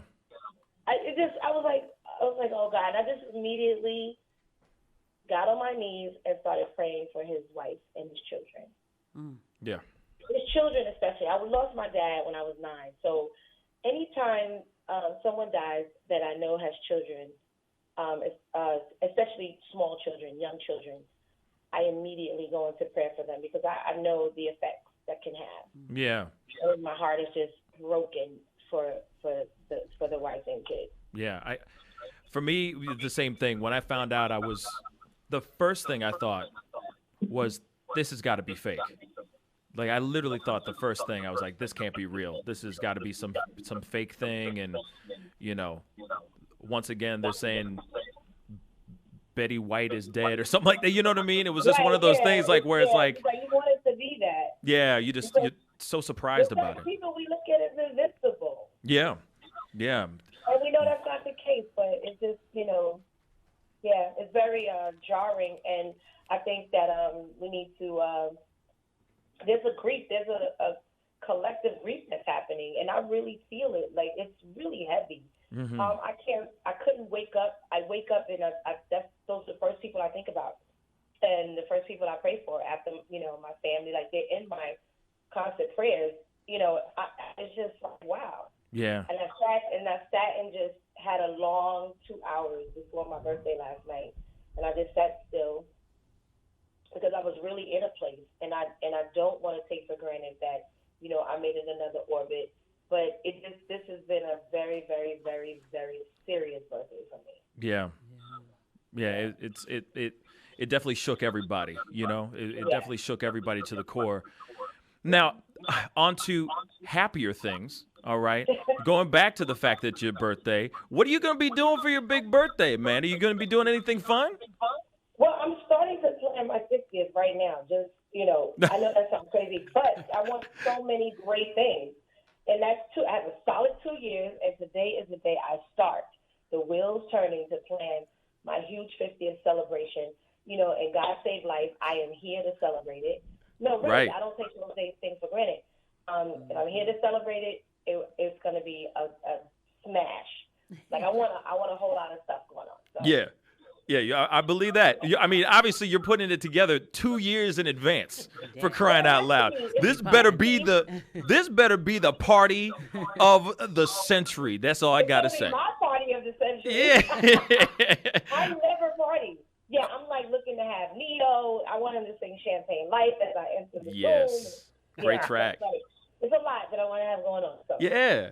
Yeah. Well, speaking of music. All right. Speaking of great music, I know you've been recording and everything. Now, I got to ask you. I mean, there was a little bit of, you had a whole bunch of hits in the 2000s area, and then you kind of late 90s, 2000s, right? And then you kind of took a little bit of a break. Do you mind, like, telling us why you took a little bit of a break? Life happened, and I had to. Life happened hard, Yeah. I just had it's what I call personally, what I call my personal dark ages. But they, I had to grow. I had to shed some skin. Man, I wasn't taking care. I was running in those years, and it took me to a lot of dark places. And thankfully, I made it through those dark places, but I learned a lot too. I learned a lot. Yeah, God, I just had to I had to go through it. Didn't realize that it had a lot to do with trauma, a lot of childhood stuff, unresolved, and basically trauma because I had a lot of death early in my family. Oh, okay. And people very close to me, my dad, my brother, my aunt. And those things affected me.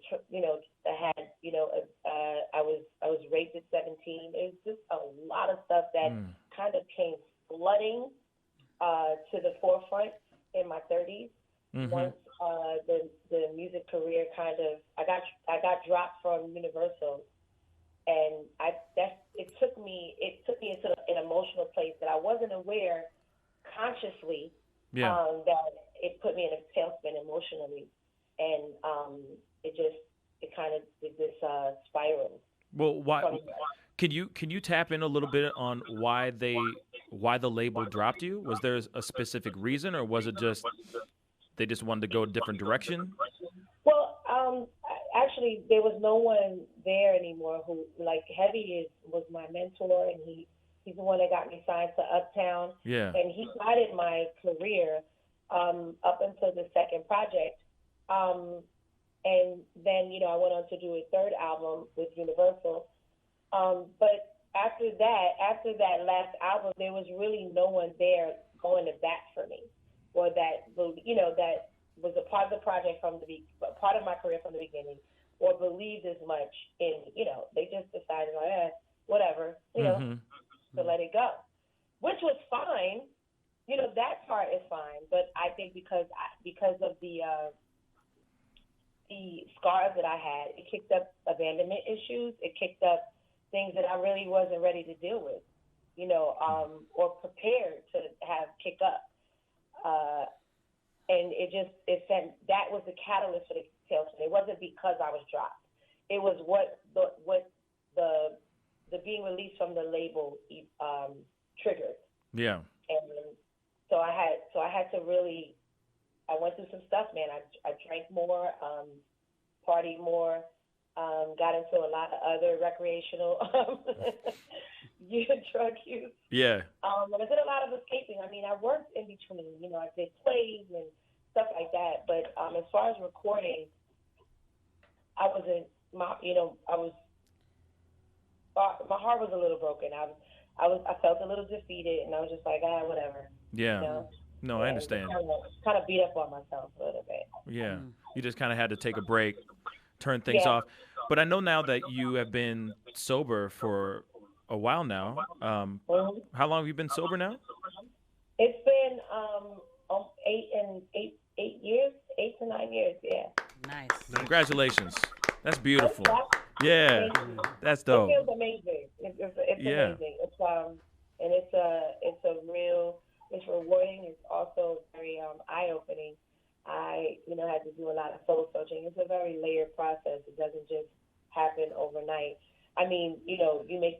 addiction, and then you clean up, so to speak, and you get all of that out the way, all of the Right. the escape, because those are just the symptoms. And once those are out the way, then you begin to peel back the layers of the onion. Yeah. And that's where all the stuff is, and that's where all the work comes in. Right. Well, before you decided to go have a life of sobriety, I understand that a lot of people always have that one person that helped them make that choice. Who was that person for you? My wife, Therese. She came into my life at a point where I was ready, and that I was still, I was ready in my soul. Mm-hmm. And then I was, we became friends, and we were dating, and she was just an amazing friend. And she got it. She got me, and she was just there as a support system, somebody that didn't want anything from me. And not that other friends did, or, but when people don't know what to do to help you, they just kind of, they're there. They may not know exactly, but when she came into my life, it was just divine timing. Yeah. It really was. And it helped me see that, she put the mirror up. And so I saw what she saw. Yeah.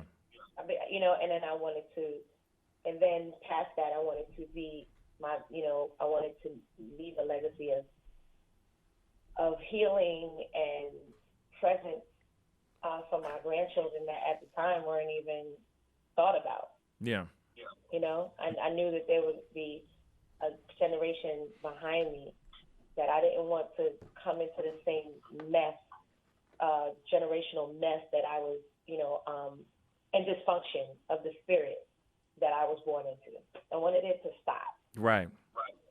And then, of course, having the right kind of support system is huge, to be able to make that change and be brave enough to take that step towards sobriety. So I commend you for that. I mean, 8+ years is a long time of sobriety. So congratulations to that, Thank you so much. Thank you. And I do, have to say, I commend myself as well, because I was willing. And that's the first thing. You have to be willing.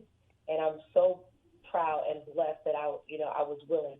As willful as I have been all my life, I'm glad I was willful about being healthy and taking care of myself and living. Yeah, absolutely. Well, I mean, congratulations on that. Now, you've been in the recording studio, making some new music, right?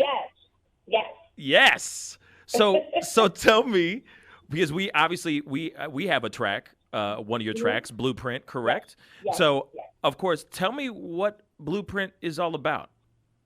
Blueprint is about an amazing love, an unconditional love that you feel is everything you need to continue to move through life, come what may, right? Mm-hmm. It could be your spouse, it can be your higher power, whatever that is for you. It could be anything.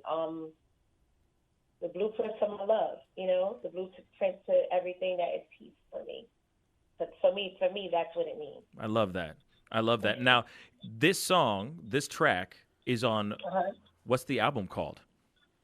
It is, there's a few, there's two titles, and I'm not sure right now what. Okay. Take your time. There's no rush. One is Torch, and the other is Invincible. So I'll see. Okay. I like Invincible. Mm-hmm. I'm gonna keep it real. I like Invincible. Mm-hmm. Given the story you just told me, and all that, I mean, you've gone through some trials and tribulations. So I'm sure you're coming out feeling like you're Superwoman. So I mean, and you should always feel like you're Superwoman. So I like Invincible. I do too. I love that. There's a reason for Torch, though, and you would understand it. It makes sense as well, but you would understand it in the grand scope of things. Yeah. Once the project hits. Absolutely. Absolutely. And then also, of course, one last thing. I know you've been doing a little acting. You know, last time I was with you, we were in Times Square looking at a trailer for this new series called Scrutiny. So congratulations on that, because I know that it just got picked up and got greenlit for a second season. So that's huge. You know what I'm saying? So tell me a little bit about Scrutiny, the original Hustlers, a little bit. Oh, it's a production by Little Book, Little Films, who's headed by Philip Penza, the creative and writer. He's the writer of Scrutiny, and an amazing production team. I love them. And they called on me. I met Philip a couple of years ago at hip hop. I forgot. It was the first one of its kind. I'm terrible. No, I'm not terrible. It's my hormones. It's a lot going on. It's okay. I understand. Trust me. If you asked me what I did yesterday, I wouldn't even know. So trust me, I understand. Right. But it's the original. It's fun. You just go watch it. It's on Amazon. It's about some dancers and just their lives and how they survive and band together to stay afloat. You know, and I play an agent, and I like her character. It's on Amazon Prime. Scrutiny.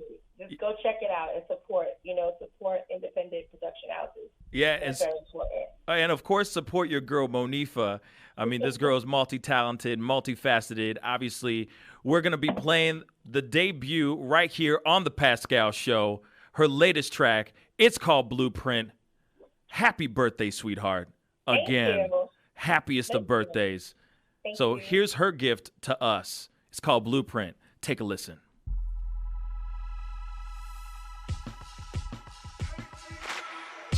Have you ever felt a love so powerful that it takes control? And no matter what you do, you just can't let it go. Gotta share this feeling, 'cause it's too big to keep. It's bigger than words when it comes to you and me. See, nobody understands what we share. You are on another level, and nobody can compare to you. Hey, you.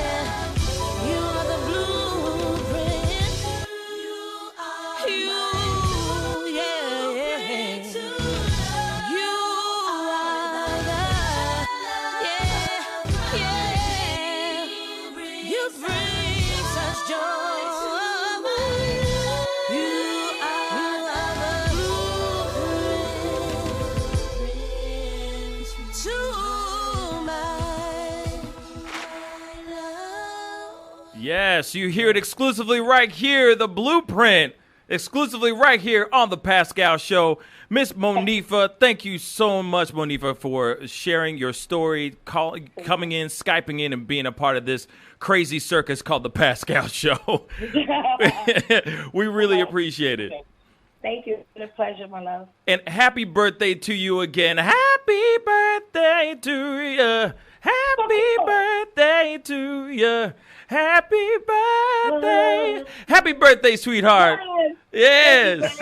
Have a good one. I hope you eat a lot of cake today. Don't feel guilty. Eat a whole bunch of cake today. All right? Okay, baby. We love you. We'll talk to you soon. Thank you. Bye-bye. Bye-bye.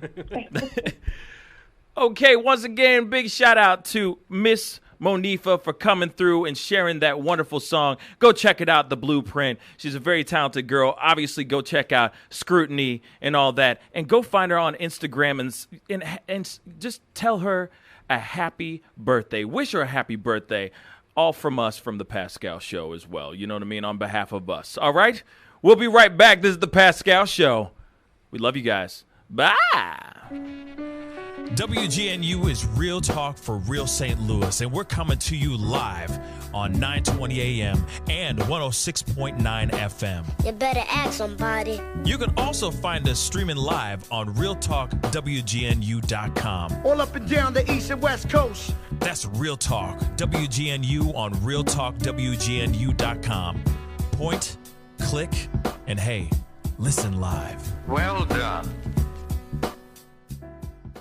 You know, honey, I think I deserve some kind of reward. Here, have a pickle. Thanks.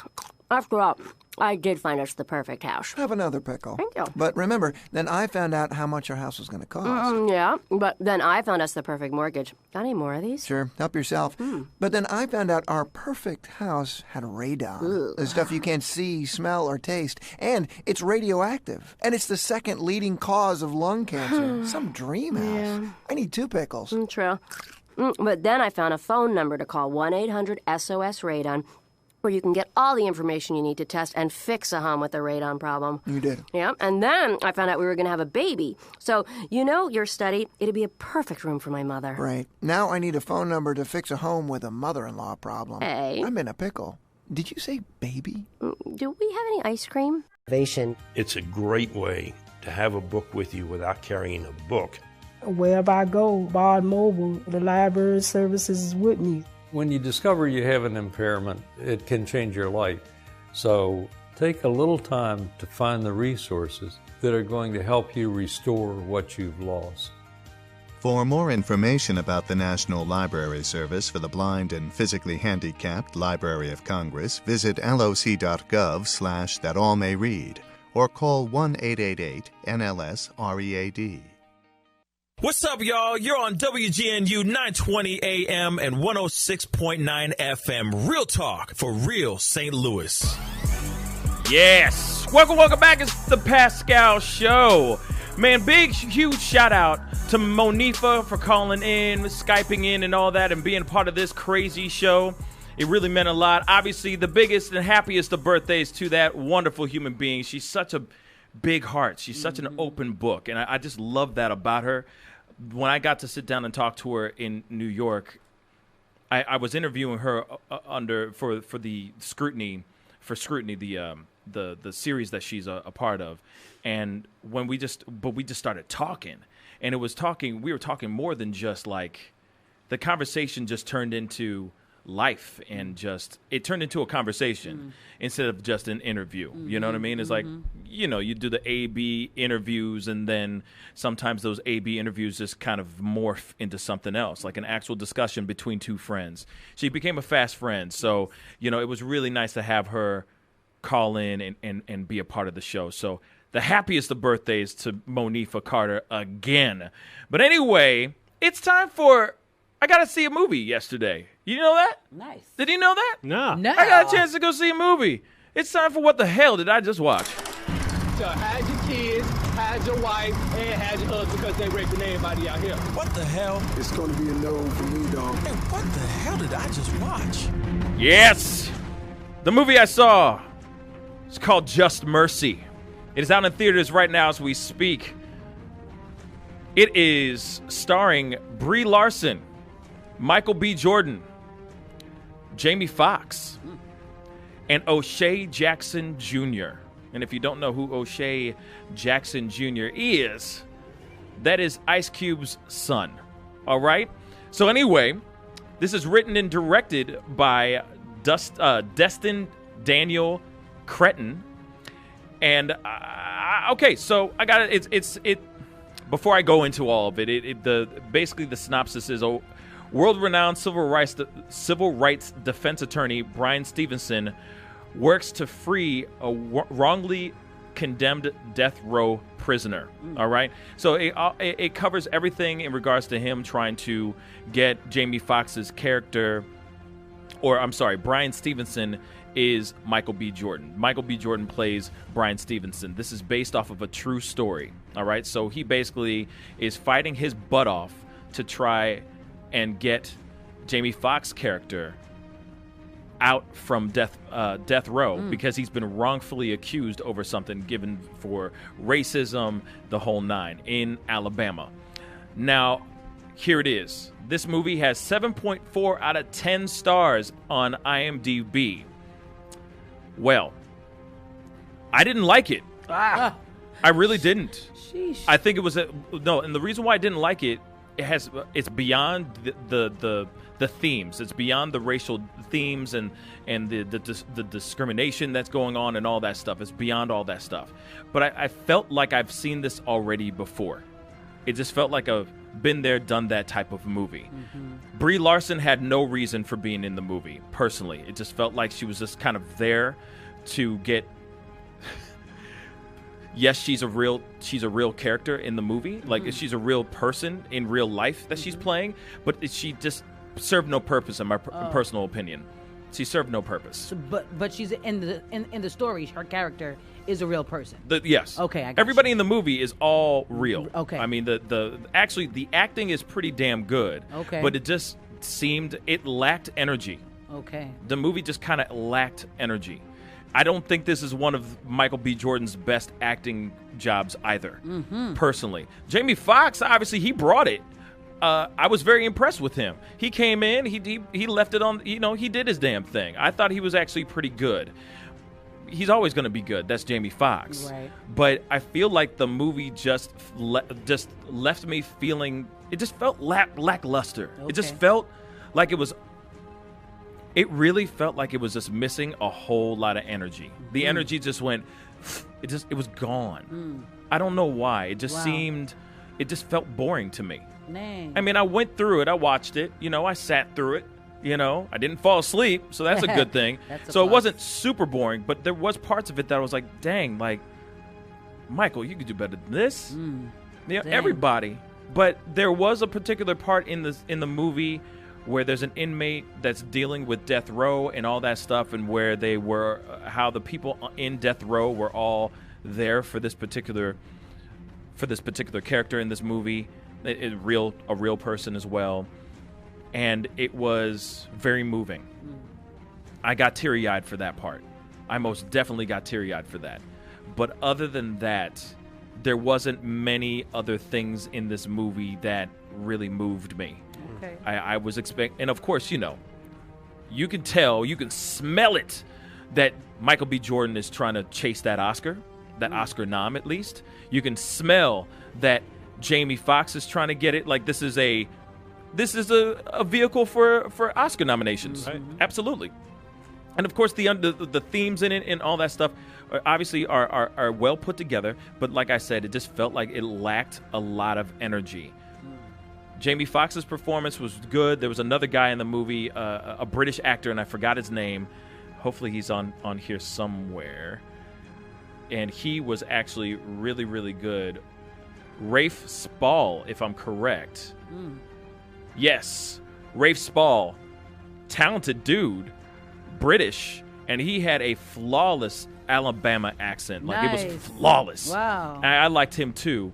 So but like I said, the main lead, the main person that's supposed to be like carrying the movie, I just felt he didn't carry it that well. Okay. He's great in all these other movies that he's done, but this particular movie just felt like I said, a little lackluster. Fell a little short for Yeah, you. it fell a little short. Now, this is nowhere near like a Tyler Perry Fall from Grace. Oh, by the way, their wig work was on point, yo. That wig work was on point because literally Jamie Foxx is wearing a wig of multiple things. There was one part he did look like a black Cheech and Chong. But other than that, he looked like a black Mario brother. Like, Luigi. But other than that, the wig work was actually really spot on, and the makeup was really, really good. So, outside of all that, I'll say this. I give it 3 stars out of 5. 3. I really do think that 7.4 stars out of 10, like I said, it felt like it was missing some energy. So, and you give it 3 out of 5. So that's about the same. Yeah. A 70 is fair. Yeah. Okay, Miss Mathematician. I'm just saying, like. Okay, Dan. I always try to equate it to like a grade. Right. Average. It's still good. It's average. Yeah. It was okay. It was okay. Right. Like it was good enough. Like it wasn't like I said. It wasn't like, oh my God, what happened to his wig though? You know what I mean? Or oh my God, his acting's terrible. Like none of the acting was bad. It just seemed like they just lacked. It just lacked energy. Just the movie.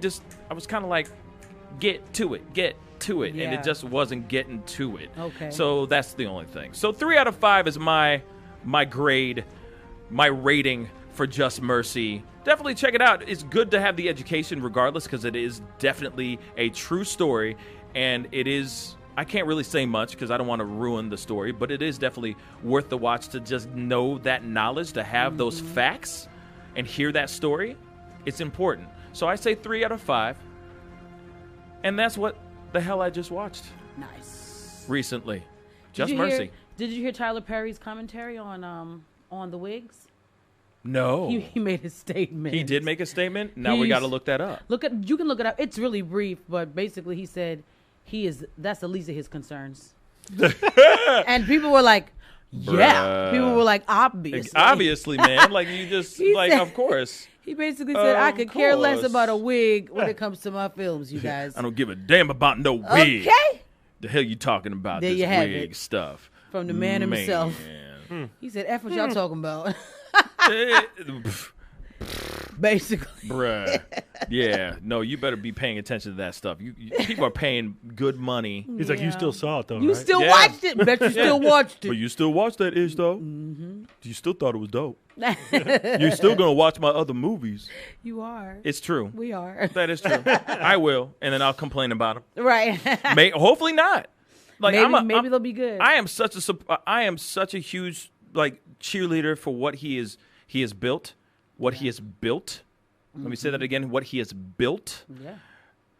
But if you put out a bad movie, I'm gonna rip it apart. I'm sorry. A bad movie. A bad movie's a bad movie. I'm Yeah. sorry. Like, Steven Spielberg has made some bad movies. Yeah.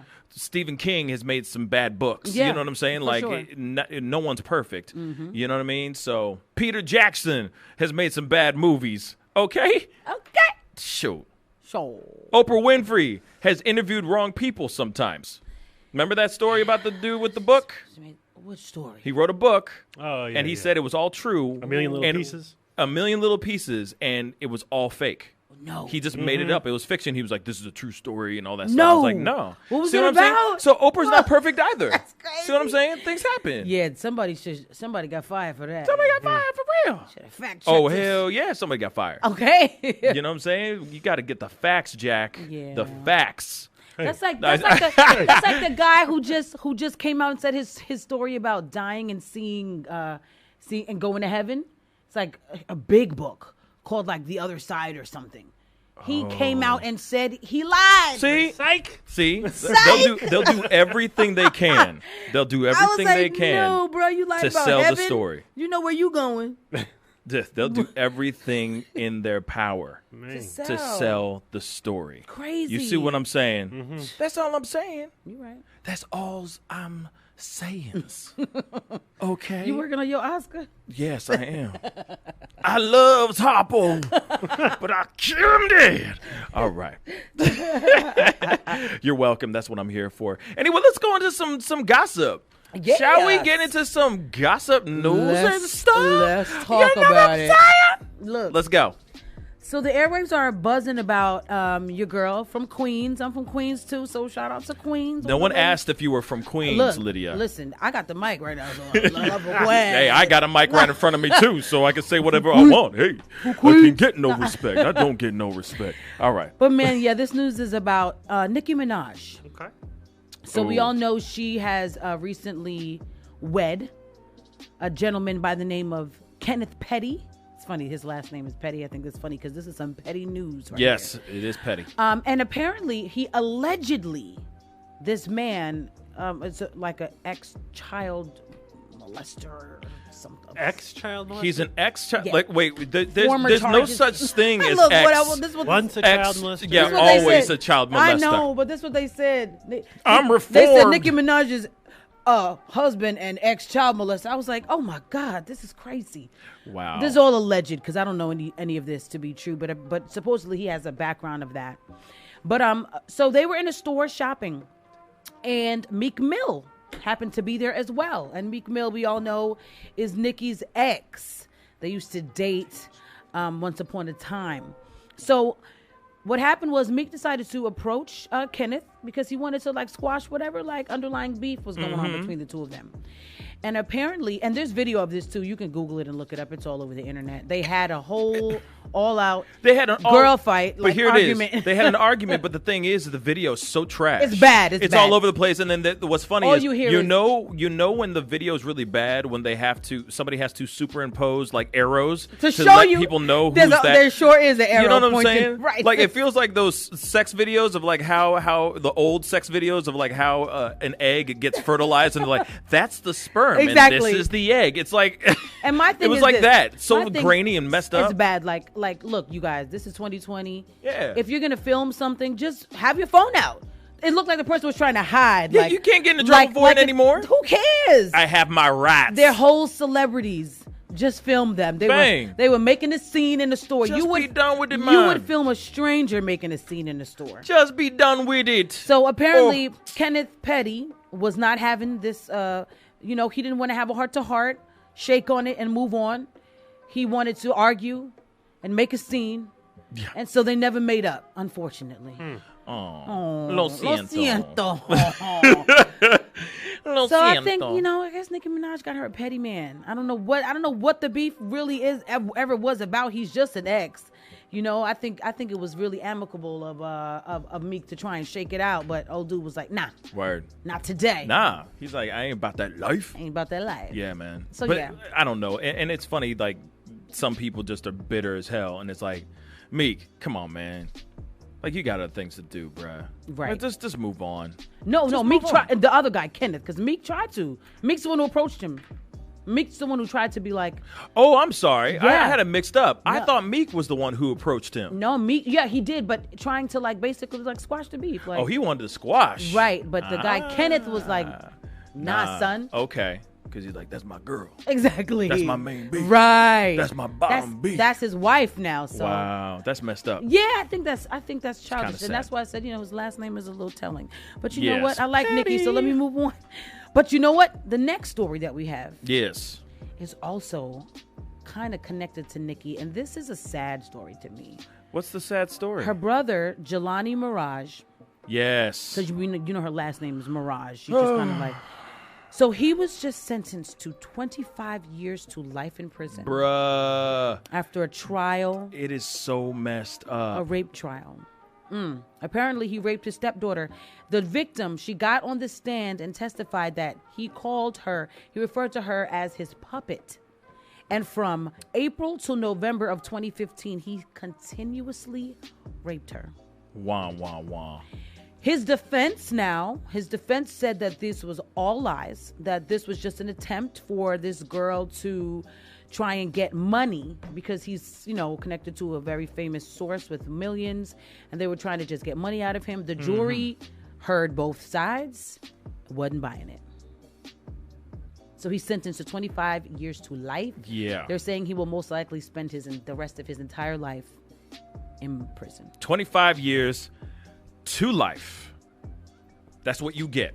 Right. I mean, I can't even say that I feel bad for him. I feel bad for this whole story. Yeah. The story is really sad. It is. I mean, that this girl went through that April to November of 2015. All that time, you just continuously raped. Yeah. Oh, that's really messed up. It's horrible. No, and that's what he gets. Yeah, that's what he gets. That's what he gets. That's some sad stuff. But I mean, shoot, man, you made that bed. You gonna lie in it. You're gonna lie in it for 25 to life. Yeah. I don't care. Also, I got something too. Taylor Swift talks about her. Taylor Swift opens up about her about overcoming her struggle with an eating disorder. Wow. Yes. What eating disorder? So apparently Taylor Swift has an eating disorder. So she just basically said that this is also being addressed inside of the documentary that she has that is apparently going to be coming out to Netflix here, called Miss Americana, and or Americana, depending on how you say how you speak. But she basically talks about how unhealthy that it's been for her and her relationship with food. Man. And so she addresses this all throughout this documentary that she put out, and it was showcased. It premiered at the Sundance Film Festival on Thursday night, and it actually got a standing ovation. Wow. People really tuned in and was really connected to it, you know. And so obviously the things that she was addressing were things like people talking about how she's getting too skinny, and it bothers her, and it bothers me. She was hearing kind of comments like, "Oh, she's getting too skinny, and it bothers me."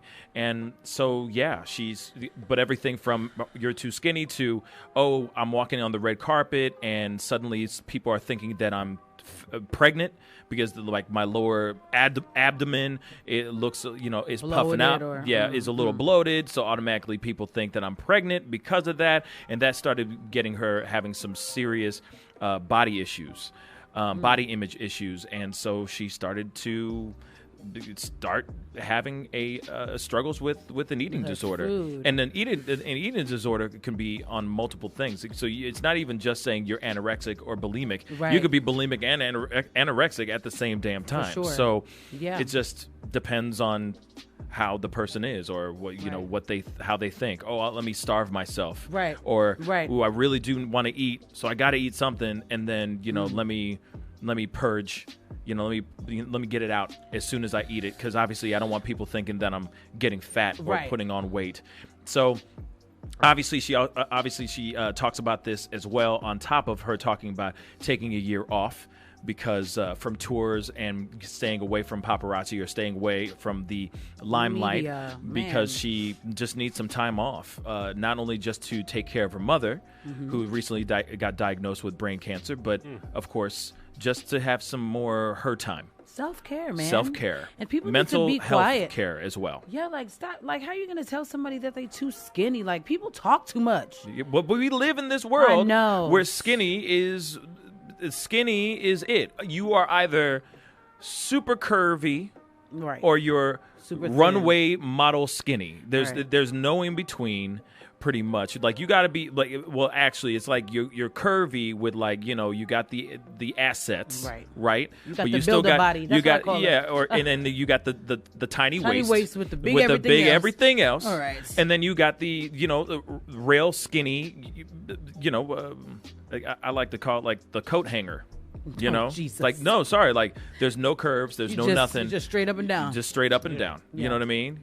Clothes hang on you great apparently on runways, right? So I think those images really mess with people's heads, with women's heads, and of course if you're a certain body type, or especially when you're Taylor Swift, right? I mean you're at that you're an icon, you're a living icon. So she can't really thicken up out of nowhere unless she's thickening up in the way of curvy, small waist, big old booty, right? You know what I'm saying? Kim Kardashian type of which is curvaceous. So stupid. Like, live and let live, man. This girl, I've never seen Taylor Swift ever look like fat or whatever, pregnant even, like whatever y'all talk about. But you can only imagine like how long she's been dealing with this, how long she's been battling this, and how long she has not been able to just enjoy a donut and a beer every once in a while in her life. Right, exactly. You know what I mean? It's Which like is nuts. perfection all day, every day. type of thing. You see what I'm saying? Yeah, for so sure. the world that she lives in, unfortunately, it's an unfortunate world that she lives in, but it's a world that everybody else wants to be in. Right. You know what I'm saying? So it's kind of like, all right, I got to stay on point, because if I don't, I could lose my slot. Or you could be like, you know, with a Lizzo personality and don't care what nobody got to say. Yes. Be unapologetically who you is. Yes. Lizzo's another conversation, though. She's a whole that different. Unapologetic is good. Yeah, she's That's like a good thing. She's a completely different animal. Yeah. Like real talk. She's like a completely different animal. I love it. To a certain extent, I love it. Then there's another extent where I'm like, yeah, you need to reel that back in a little bit. Chill. We get it. You're big and beautiful. And proud. You know what I mean? And proud. We proud that you're proud too. But we don't need to see a backless, a buttless T-shirt, chapless T-shirt. Bah. Whatever. Just to see the whole moon out, like it's not that whole pancake. There's taste. Oh, for sure. Being curvy and classy is what things. we need to be. She could come out in a Billie Eilish style clothing, and then no one would be able to comment on her personal looks at all. Exactly. Yeah. That's Billie Eilish. Some of these Just listen artists to are music. smart. Yeah. Yeah. Her, the artist, hers like that too. You don't really, you don't see much of anything. You just hear the music. Right. Good tactic. Get her some Jankos and those long jeans. Right. Janko jeans, man. Wow. That's some 90s stuff. That's a Get some puff throwback. jackets going. And man. Can't nobody say nothing. Come in looking like the old school Missy Elliott, and then you're good to go. Apparently, you know what I'm saying? I've never heard any comment about Billie Eilish's body ever. No, I've heard comments. Does she? I've never even seen it. So here's the thing about Billie Eilish. Billie Eilish wears the baggy stuff and all that stuff for a very specific reason, because she doesn't want to get sexualized. She's even said this in interviews. And she's smart for that. The reason why is because, case in point, there was one time that she was wearing something that was a little bit more revealing. Mm-hmm. Low plunging shirt. You could see a little of the décolletage, the whole nine, right? Twitter, social media started losing their minds. And instantly started going, oh, yeah, she looks good and all that stuff. It started getting her. They were starting to sexualize her. They were starting to put her in that category. And she's like, I'm 14. Yeah. And she it's like, put an end to that. And this is the reason. She was like, this is the reason why I dress the way I dress, because I'm here for the music. Nice. I'm an artist and I'm here for the art. I'm not Halsey. Or I'm not a Britney Spears where I'm like scantily clad rolling around in a G-string. Right. I'm here for the music. Nice. And so that's why that's her style. You know what I'm saying? And I totally get it. And I get it too. To each I get their it too. own. Yeah, to each their own. People but, know it's good to know what you're selling. Yeah. It's good to know what you're You know selling. what I mean? Yeah. But anyway, we got to go into a quick commercial break. We'll be right back. This is the Pascal Show. Bye. Packages start at $39.99 a month with signed agreement. Restrictions apply. Speak to a representative for complete offer details. See Vivint.com for license details. Homeowners, if you're looking for the best in home security and smart home technology at a price you can actually afford, we have great news. You can now get Vivint's award-winning smart home security systems starting at about $1 a day. U.S. News and World Report has recognized Vivint as the top home security system of 2019, calling the Vivint system the best for a complete package of home security and automation, the best pro-installed home security. Okay, no problem. Bye. Or D, help her find a new boyfriend. I know a great place to meet boys. The internet. Nice, single boys. Never mind. How about some ice cream? As a parent, there are no perfect answers. But you don't have to be perfect to be a perfect parent. Thousands of teens in foster care will love you just the same. For more information on how you can adopt, visit adoptuskids.org. A public service announcement from the U.S. Department of Health and Human Services, Adopt U.S. Kids, and the Ad Council. Paid non-attorney spokesperson paid for by the Sentinel Group. This is an important message for anyone diagnosed with cancer after being exposed to Roundup or other weed killers. A California jury recently found Monsanto's weed killer caused a groundkeeper's cancer and issued a verdict for $78 million. More evidence found that Monsanto, the manufacturer of Roundup, may have known that Roundup and other weed killers were likely linked to organ damage and cancer. This information was hidden from the public as proprietary trade secret since 1981, and Monsanto may have failed to adequately warn about the potential risk of cancer. If you or a loved one was diagnosed with cancer after being exposed to Roundup or other weed killers, you may be entitled to significant compensation.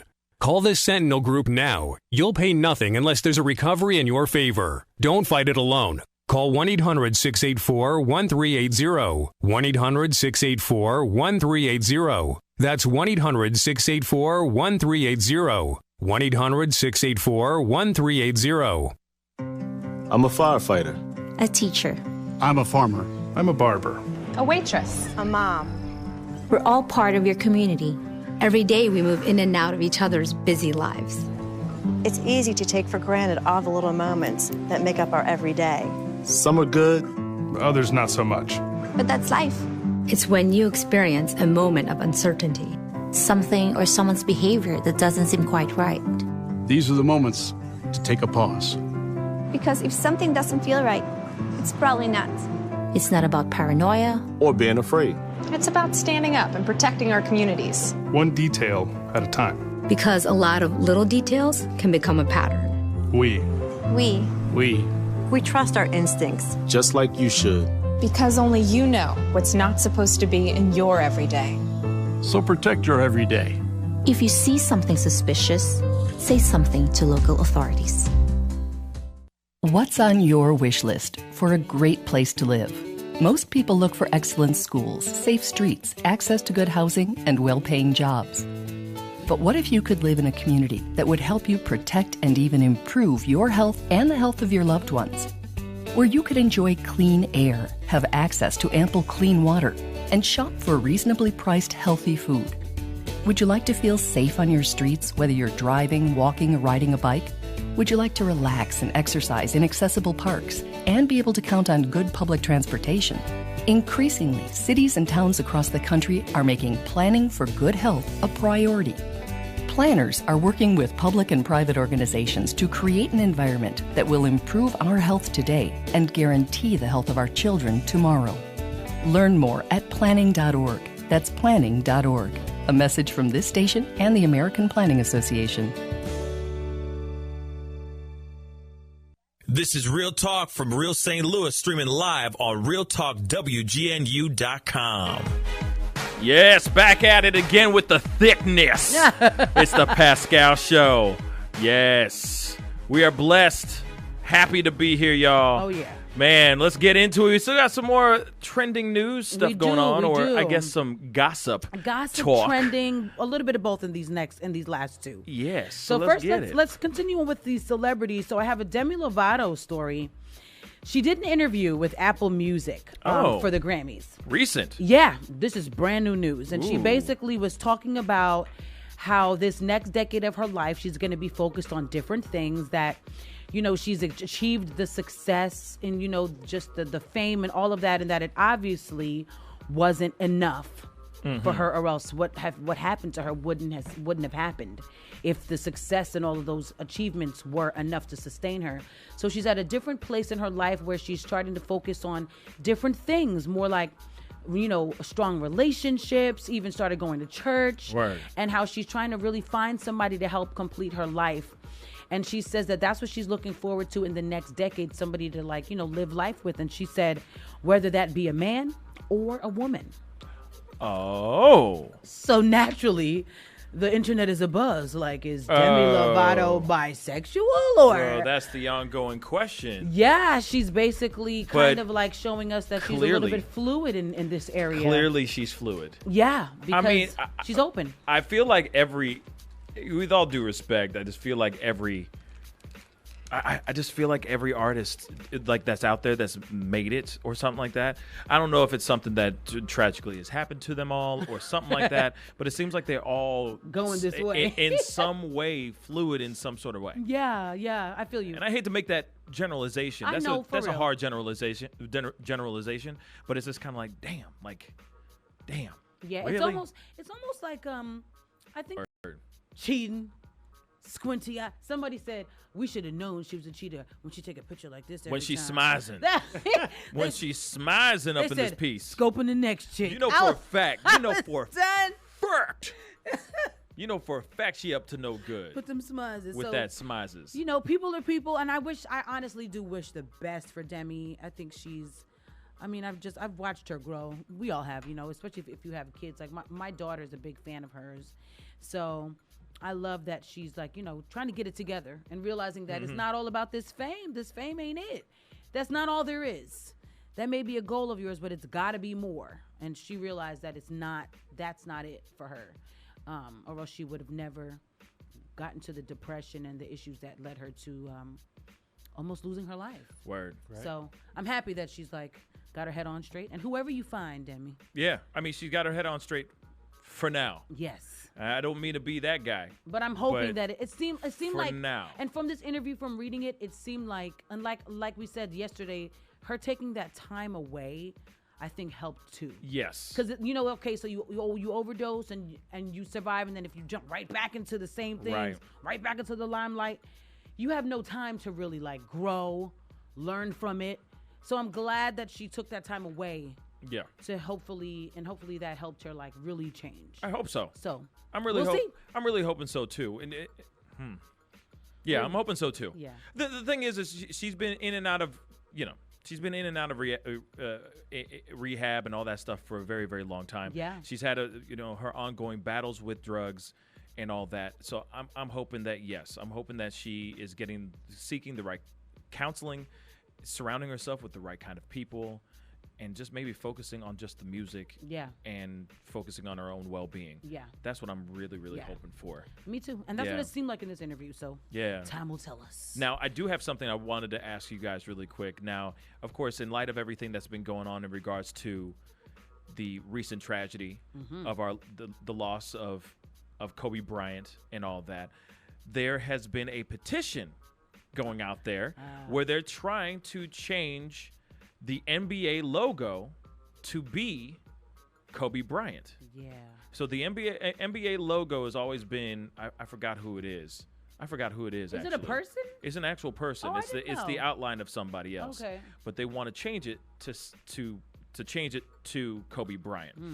Now, I want to throw that around the room because I'm very curious. And, of course, I'm going to throw that out to everybody who's watching on our Facebook and YouTube feeds. Please comment down below. Let us know what you think. Should they change the NBA logo to Kobe Bryant? Comment down below or give us a call at 314-880-0808. Obviously, I'm going to throw it over to Jackie Buck first. Okay. Because I think it looks like what people used to look like in the 50s playing basketball. Right. You know what I'm saying? Like the build is totally different now. You know what I'm saying? Yeah. They all look like 6'7" tall football players now. You know what I'm saying? Whereas that looks like some dude with arms like Linguini. That's what it looks like. So how would they even like? Okay, I'm looking it up though. I'm trying to think of how would they change it to make people know it's Kobe. I guess like they did put actual Kobe there. They would use a Kobe pose or something like that. Well, not even a pose. I think they want his actual face. Oh, his likeness? You are absolutely right. It is Jerry West. Damn, He's been the NBA logo. He's been the NBA logo since 1971. Okay. Wow. So my answer has changed just now by learning that. So what do you think? Learning that. Well, wait. Real quick. Hold on, real quick. What's the storyline behind Jerry West? Yeah. Why though? Like, why is he the logo silhouette? Why is he the logo? Did he die tragically or something? He's alive. Okay, I was going to say. I don't know the story. I don't know the story, but I can look it up and just to find a for sure answer to kind of settle this debate. You know what? Do that for me. Riddle me this, Batman. Why? Why is he the one of all people to be it? Why? What? You know what I'm saying? So anyway, let's throw it around the room. I'm sorry, but I wanted to get some backstory behind it, of course. So yeah. Depending on what the backstory is, and if that's been the logo forever, then I don't know. A huge company like that probably won't want to change the logo, but maybe they would do a temporary, like honorary type of logo and make a whole bunch of shirts and things, and maybe raise money for some of the charities he was working for. I could see doing that, but I don't know if they'll change the actual full-on logo because it wasn't an individual. It might have been in the likeness of a current still of Jerry West when he was playing in a game or something like that. Right. But it's more of a when you start putting an individual on there, you're saying that they're the person for all of the NBA, which a lot of people say that he is. But moving forward in the future, is he going to be? I mean, Shaq and everybody else that's still alive, they're iconic as well. Yeah. I mean, I could see him doing honorary things and switching it up, for a whole bunch of people. Right, for sure. I don't know. I would say yes, there's some kind of in memoriam logo. Okay. Whether or not it's permanent, I don't know. Huh. Okay. Lydia. Interesting. So what do you think? Well, so the logo reminds me very much of like Jordan's logo in the sense that it's a silhouette. You don't see anything specific. The Jordan logo I love though because it's like a classic Jordan pose, and you see it and you know immediately Jordan. This NBA logo, when you see it, I don't think it's not as recognizable instantly as like Jordan's logo was. You know, It just looks like a silhouette of anybody playing ball. So, but now that I know that it actually was somebody, at first I was going to say, no, I don't think you should change the logo because then when the next what's going to happen when Jordan passes away? Right. We're going to put him on there because, Right. I mean, hello, he's the same level of icon, you know?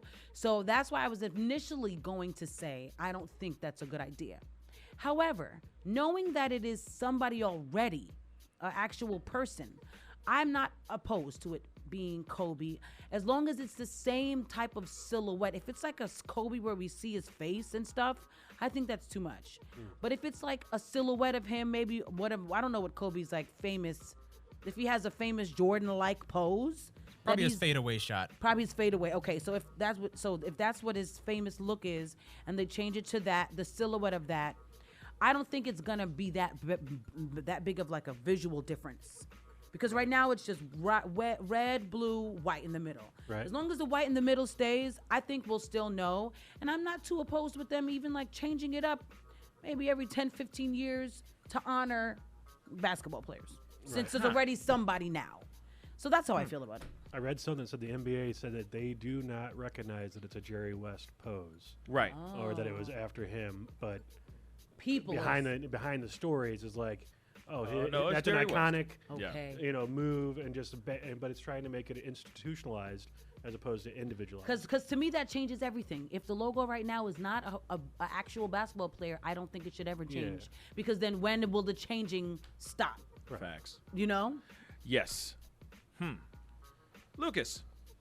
So I did my little research. I'm not a huge NBA fanatic, but I know just the little bits and pieces, and I looked up some more just kind of back up the facts. So Jerry West is on the logo. The reason being, there isn't really a true reason, but people are saying he kind of set the standard for the NBA when he was playing, and he kind of represents the NBA. So he just kind of became the logo.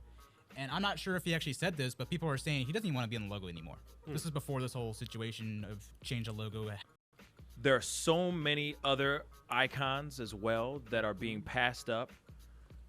I understand that he died tragically. But there are so many other people that paved the way before Kobe was even put a ball on a court, before he put a foot on a court.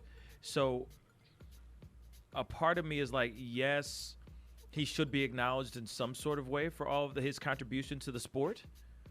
But I don't know if he should be the logo. There are so many other people that should be before him. Like we just talked about before. It's like, what about Jordan, man? Jordan made everybody Jordan. Does that make any sense? Yes. Like he's the one who paved the way as far as sneakers, as far as the game. He's the one who was fire on the court and kind of made the model that all these athletes now, all these sport athletes, even sport athletes are copying his model. Yeah. So in a way, it's like, he's the one who was breaking records. He was the one who was doing all these crazy things before Kobe even started playing. So a part of me is like, there should be I feel like they should just find some generic logo and keep it at that, and that's it. Right. I think the fact that they retired the number 24, they're retiring that number for him. That's huge. I'm sure that they will most likely retire the number 23 when Jordan passes as well. You see what I'm saying? Out of respect. If not before. Right. But LeBron took it over too. I was about to say. Unfortunately, LeBron took it over too. Why did he do that? Because inquiring minds would like to know. Damn good. Because he's LeBron. Yeah.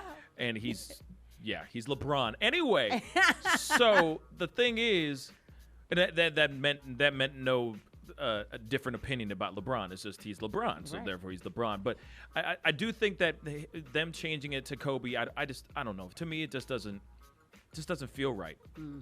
It just doesn't feel right. Why didn't they do that while he was alive? Right. So just because he died, just, you know what I mean? Tragically, he died. But just because he's not here with us anymore, suddenly we're going, we got to do all these great things for him. It's like, you should have done it when he was still here. Mm-hmm. You know what I'm saying? A lot of people's argument, if it hasn't been changed to Michael Jordan now, then no one's really going to get to be the logo anytime soon. But the thing is that's why I kind of like the logo as it is, because it is kind of generic. You don't know who it is. You don't know whose body it is. It's not some signature whatever. It's just a silhouette of a person playing basketball. And people don't want to just look at the NBA logo and just get sad and think about this time. Like, it's sad. Truly. Sad to think See about. what I'm saying? People don't want to look at the logo and just you want to think of the game, not just who the person is. Right. Yeah. And I feel like there's going to be a lot of other people. There's going to be so many different opportunities for them to honor his name. There's going to be so many different opportunities to immortalize him. Yeah. You know what I'm saying? We're already doing that. That's already happening through the stories we're telling, through the games that he played, all the stuff that he left on this planet with us. We're going to be talking about that forever. So I don't know if a logo is really that important. I feel like it's an afterthought now. But that's just my personal opinion on it. You know what I mean? I understand. Totally. Anyway, we got to go into something else, all right? And I got some dope news, so it's time for Things I Find Dope.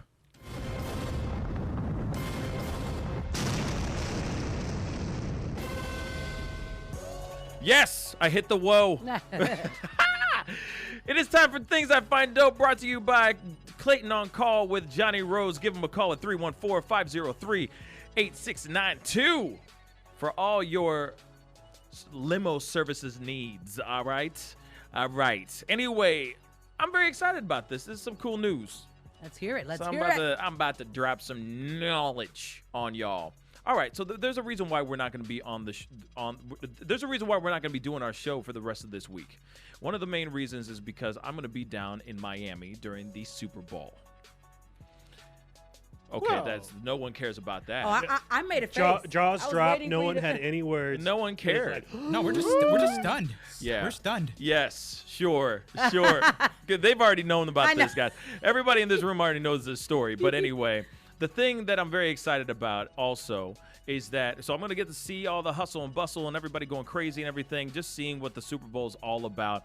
But I also am going to be spending the weekend with NFL Hall of Famer Ray Lewis, y'all, with NFL legend, Hall of Famer Ray Lewis. Man, congrats, awesome. Pascal. Thank you. That's super dope. He's somebody I've been trying to talk to for a couple years now. So the fact that that's actually happening now, I'm very, very excited. And then on top of that, let's not forget, he was also on Dancing with the Stars just recently. Wow. So I get to sit down and talk to him about all that craziness and all everything. Of it. So I'm all very, very excited about it, to see, just to pick his brain and see what's good. Yeah. Right? You know what I'm saying? Yeah.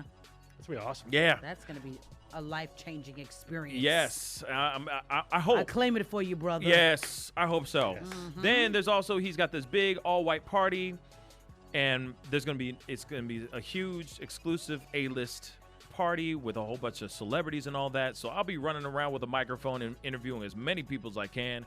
There's a lot of talks of a lot of people going to be there, like that are going to be coming through in and out of this party. A lot of celebrities, the whole nine. So I'll be able to hopefully pick a lot of brains and interview a lot of celebrities in one place at the same damn time. So my question I'm really is, excited. Do you got your outfits? So this is the all issue. White, baby. So this is the issue that I'm having right now. No. The thing is, it's an all-white party, and the funny thing is that we live in St. Louis. I was about to say. It's not easy for me to just go to any store right now and just find even a white bomber jacket. Right. So I'm having issues right now finding stuff. And I'm a big dude, so this is really hard, man. You're gonna have to go shopping immediately when you get to Miami if you have the time. They'll have all the dope threads. Yeah. In the airport too. In the airport, even for real. Bruh. You might find a big and tall with just white laid out.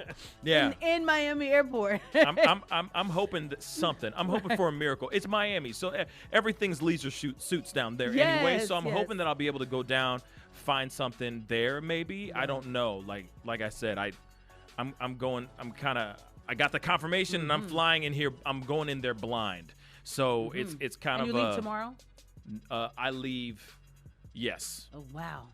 Because I was going to say, reach out to try to find a clothing sponsor real quick. If they could ship you something.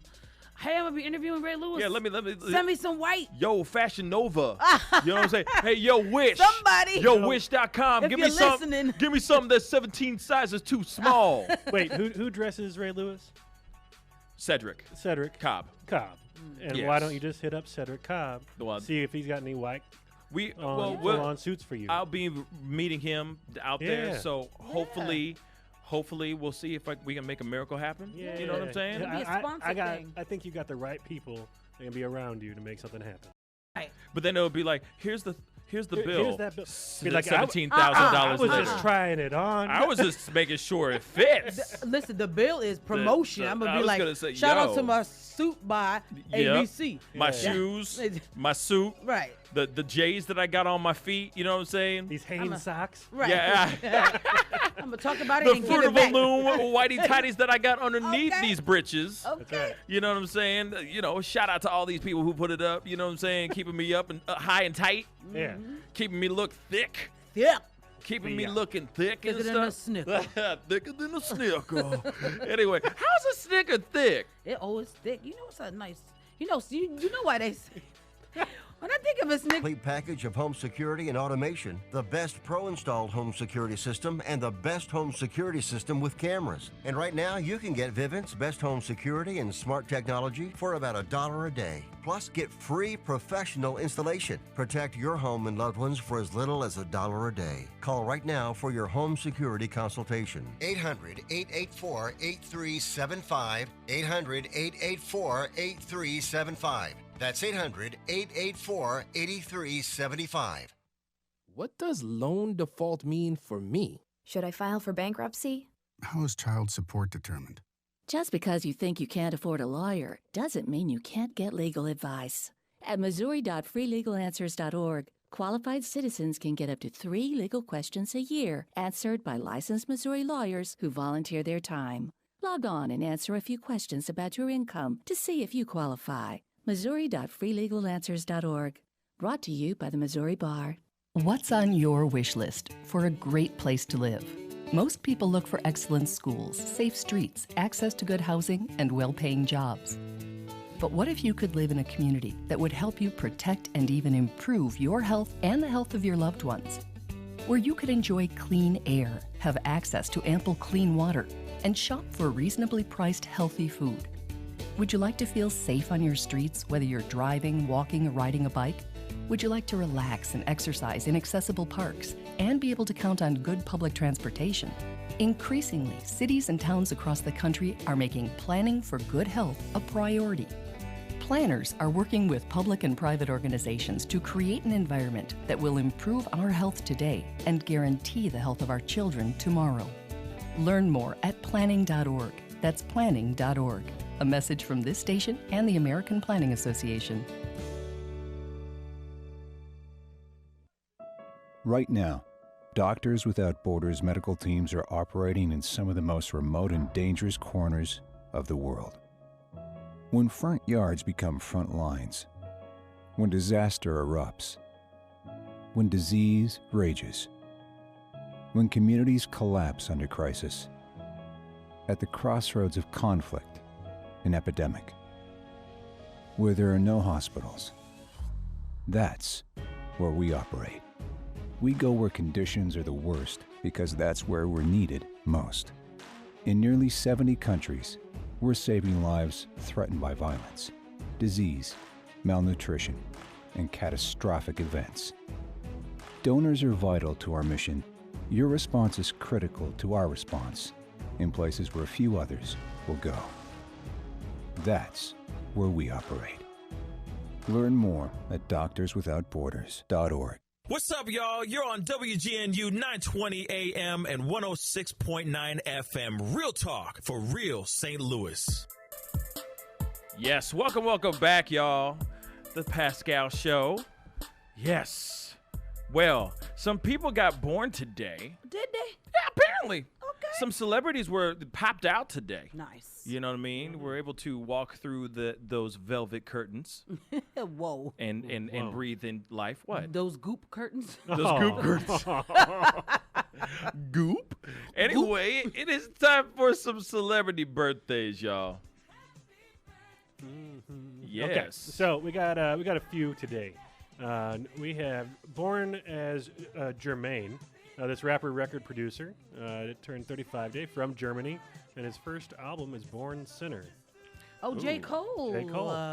Yeah. He turned 35 today. Okay. Yeah. Very nice. Yeah, we have a 22-year-old. She is part of the hit comedy Modern Family.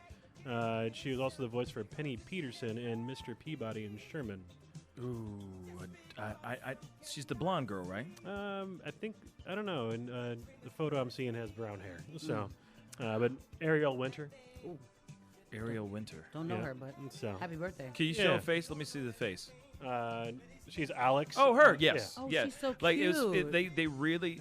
I don't know if her publicists were doing this, but they were really trying to make her be like a Kardashian or something like that. Yeah, they were really trying to push her. She looks like she are like an Armenian type or something like that. Yeah, they were. He has a Kevin, brother named Aaron. Nick Carter. Nick Carter. Yes, that's what I was going to say. I know. I couldn't think of it fast enough. I'm like, hold on now. Yes. Good for him. Happy birthday. Let's see. Also out of New York, out of Brooklyn. 43 years old today. Part of NSYNC. He's also host of The Singing Bee and Family Feud. Nice. A version of it. All I know from NSYNC is JT. There's Joey Fatone. Oh, Joey Fatone. I forgot, man. I forgot about He Joey. is from Brooklyn. He sounds like a Joey Fatone. Brooklyn. Yeah. That's what's up. 52 years old Joey today, out of Fatone. Long Island. American rapper who is one half of the hip-hop duo Eric B. and Rakim. Yeah. Okay, L.I. Yeah. That's my old hood, too. Here's a throwback birthday. He's the first monarch of the House of Tudor. Do you know who that is? He seized the crown from Richard III. Sounds like a Tom question. King Henry. The seventh. The seventh. Nice. Really? Yep. Okay, I was going to was say a lot it's of King Henrys. Henry. Yeah. A lot. King Henry something. Yep. Let's see. From the hit TV series MASH, he's turning 84 years old today. Alan Alda. Alan Alda, correct. You better go ahead, Pascal. Yeah. I got knowledge. Got I'm smart too. It's a Canadian. Tom. Yeah. All right. It's a Canadian musician. Turns 52 years old today. I always think of her when I think of Sad Animals. Wait. Sarah wait. McLachlan? Yeah. Oh. In the arms of an angel. That's It is like, and then you see the dog just turning, and you're like, oh, these dear animals God. need you today. Just 5 cents a day. And it's always like a 20-minute long commercial. That's right. It just Yes. goes on. So long. And it's usually when you're like already like it's late night, you came back from the bar. I'm telling you. You're already lit. Right. And it's Right. just suddenly You're that already- stuff, and you're like, you're I already don't want to emotional. cry. You're already yeah, emotional. right, because you didn't get laid that night. So you're sitting there and you see these sad puppies. You're like, Right. I'm not trying to.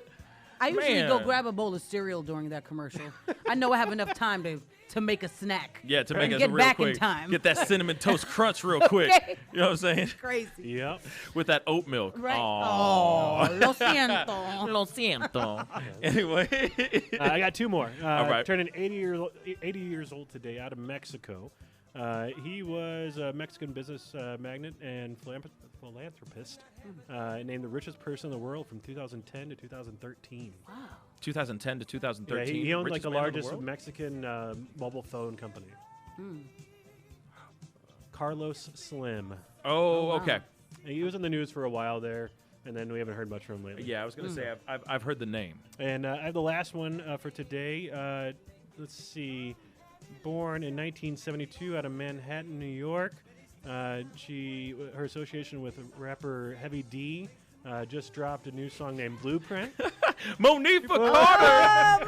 Happy birthday, Monifa, again. Monifa, Yeah. That's so awesome. So those are our birthdays for today. Happy birthday, everybody. Yes, yes. Hey, happy birthday to everybody who walked out through the goop. The goop. The goop hole. Lordy. Lordy. Man, I don't know how to say it. Anyway, yeah. So, man, what is this, man? I brought some stuff. We got some time to talk about this, or are we gonna wait? We got 2 minutes. I can mention it, and then we can come back. Yeah, we can mention it. Sure. I don't know. Maybe you guys I'm can hungry. try it. But I have a company I'm part of that's called All American Jerky. All American. And we make snack sticks. So they're healthier, more all natural. You can read everything in the ingredients. All American. But we got barbecue and we got sweet and spicy. I'm looking forward to you guys trying it out, seeing what you think. But we're raising some money for a group called Heroes Care. They support veterans before, during, and after they are in service. And so the veterans and their families. Celery juice is in here. These are vegan. It's good. Well, I don't know if it's These vegan. are vegan beef. Yeah, it's vegan. The beef was vegan when it was alive. And then it did. It only so it's whatever beef. excuse you need to be able to. the beef to make only out ate there. grass. So this is vegan beef. I mean, Assistance when you graduate. Get your degree, but keep your life. That's independence. That's Independence University. So if you're really smart, you'd call now. 1-800-940-0270. Independence U for an independent you. 1-800-940-0270. 1-800-940-0270.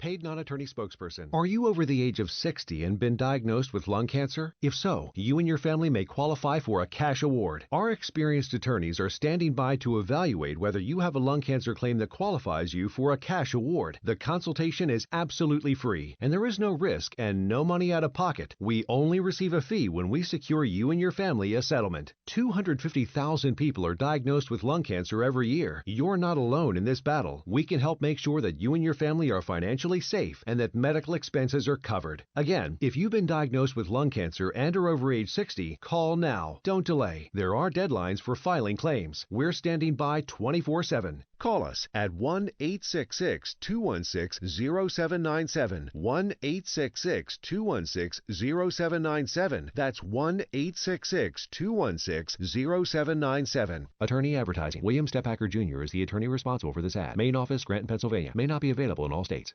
I am a non-attorney spokesperson representing a team of lawyers who help people that have been injured or wronged. If you've been involved in a serious car, truck, or motorcycle accident or injured at work, you have rights, and you may be entitled to money for your suffering. Don't accept an offer you get from an insurance company until you talk to a lawyer. And we represent some of the best personal injury lawyers you can find. Tough lawyers that will fight to win your case. And they're so good they stake their reputation on it by only getting paid if you win. So if you've been in a serious car, truck, or motorcycle accident or hurt on the job, find out today for free what kind of compensation you may be entitled to. Call the legal helpline right now. 800-513-5981. 800-513-5981. 800-513-5981. That's 800-513-5981. This is Real Talk from Real St. Louis, streaming live on RealTalkWGNU.com. Yes. Back again with the resurrection. Hey, it's the Pascal Show. Yeah, baby. Yeah. Oh, yeah. Anyway, yeah. Thank you guys so much for tuning in and being a part of the show. You know, if you're listening on the radio, by the way, we do have a podcast. So go check out our podcast. It's on Spotify and on iTunes. Let's eat these meat sticks. That's what I have left because I want to know what you guys think. I think I got that barbecue and I got that sweet and spicy. The sweet and spicy is really it's good. It's got that red pepper heat in it. It has a good heat. It's got that brown sugar and mix. and a lot of stuff that people say is spicy. Don't be spicy. Right. But this has an actual kick. Yeah. So Yeah. I enjoy that. I had the Wavy probably hates this right now. Tuned out. Right. Anyway, I had the sweet and spicy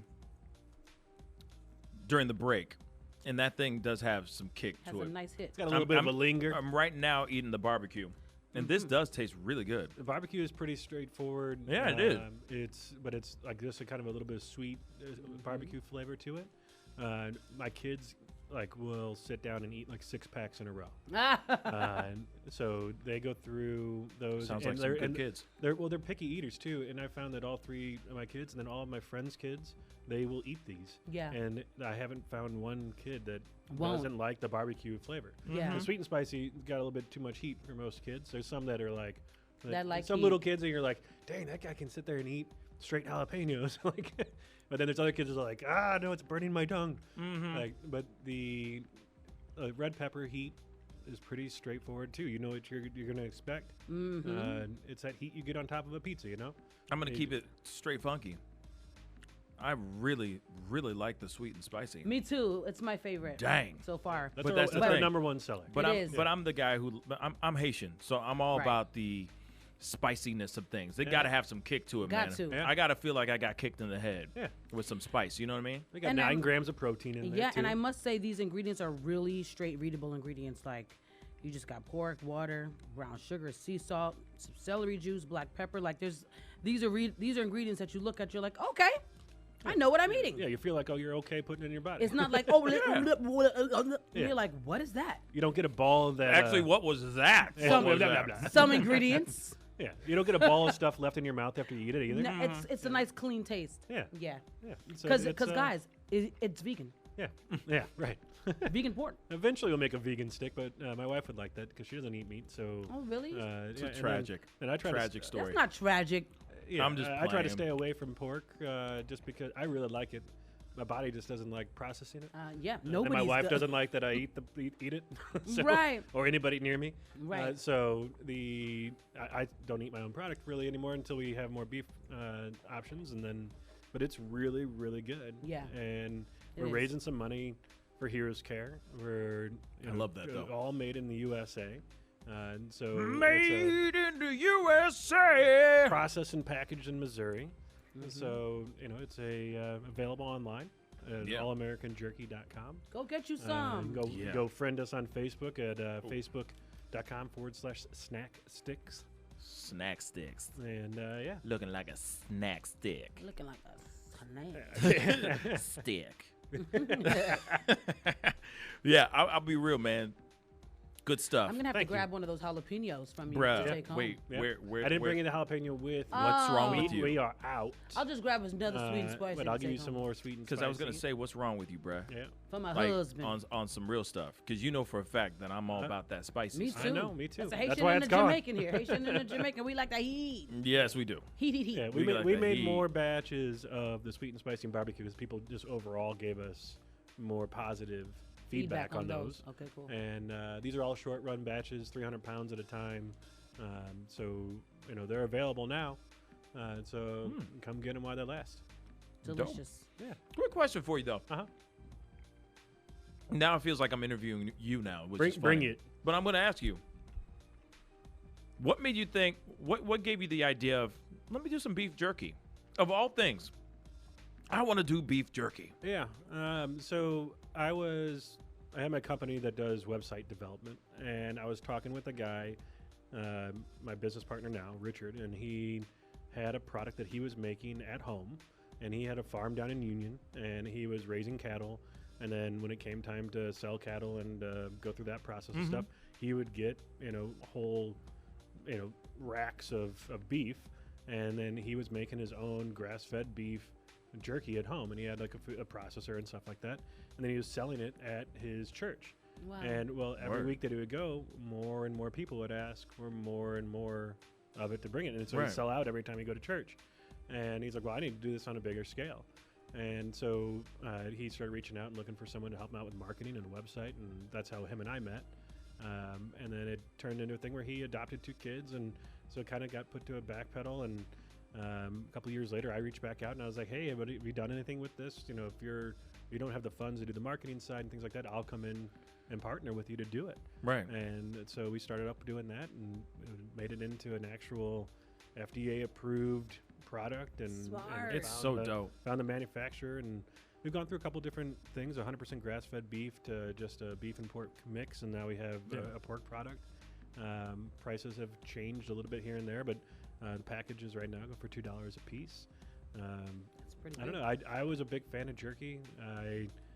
thought it was a business that had a lot of people jumping into it, because really there was only the big 5 names that you ever saw out there of Jack's Links and Slim Jim and Alberto.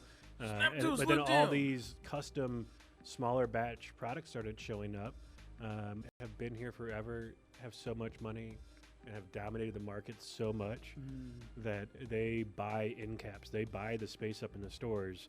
And so it's really hard to get into there. And then also all the places that are selling them, the Schnucks, the Quick Trips, they all see how lucrative the business is. So they have started selling their own brands. Yeah. So now you're not only competing against the big players, you're competing against the places where you're trying to get distributed at. Yeah. And they mark it down $1 cheaper than everybody else because they are cutting out the middleman. Yeah. So in a lot of online places, you can go and like see other companies online. There's a lot of competition online too. But it just is really getting the foot in the door and making that right connection. Right. We were in Schnucks, but we were in a standalone stand, so we weren't on a shelf next to everybody else. And we thought that'd be good, but then it got moved around from the cleaning people, and all of a sudden it's shoved in a corner, and no one can find it in one store, and they find it in the other ones. Right. So we had other ones that would had reorders, but other ones that sold very little because of where it was placed. Yeah. So it's having the personnel to go out there and develop accounts, and really just like any other business of, the advertising. And getting out there and then having people taste it and like it and then want to repeat buy it. Yeah. We get a lot of people that go out and I give out samples. And they're like, this is great. But then they never buy it because they're not, maybe not a normal jerky purchaser. For sure. And they also don't want to come and buy a case at a time. Right. We want to try to find people. We can sell them individually online. But we want to find people that want to buy pallets. Right. I want to sell 10,000 at a time, not one. Right. Right. Word. Because I'd rather be managing accounts as opposed to fulfilling individual orders. Right, I see what you're saying, and there's also, I can see it being very difficult when you have people who are we're all subjects. We are all creatures of habit. Right. So if you're seeing Slim Jims and you're seeing all these other beef jerky products out there that you're used to seeing all the time, like the links. Jack's Links. Jack's Links, thank you. Like the Jack's Links and all that stuff. I could see it being very difficult for somebody to go, ooh, let me try All-American Jerky rather than going and getting a Jack's Links because they're used to seeing Jack's Links all the time or Slim Jims all the time. Right, you know what I mean? Right. And I feel like it is a tough market, especially when they already have a multi-million-dollar budget to push their product in people's face, even if that stuff is not good for them at all. Right. For that person. You should try like Whole Foods and they have all their increase points and things. Okay. You have to have certain qualifications to get in there. And a lot of the bigger stores, you have to have a certain amount of sales that before you can even go and be into those stores because they don't want to be responsible if they were to take you off the shelf and then all of a sudden they're putting a small business out of business. Okay. So, we've mainly had online sales and things like that. So it's not I'm not meeting their thresholds yet. Okay.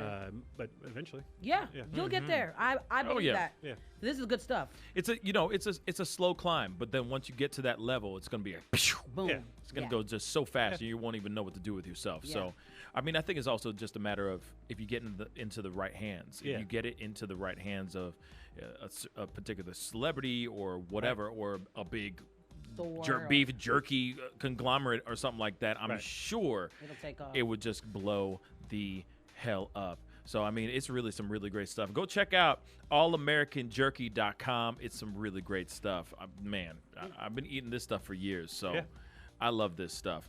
Anyway, and actually... Is that why you're so thick? Yeah. Hey. He gets that protein. To bring it back Thicker around than a one more snickle. Anyway, we gotta go. That wraps up the day. That wraps up the day, guys. I really appreciate Monifa for coming through.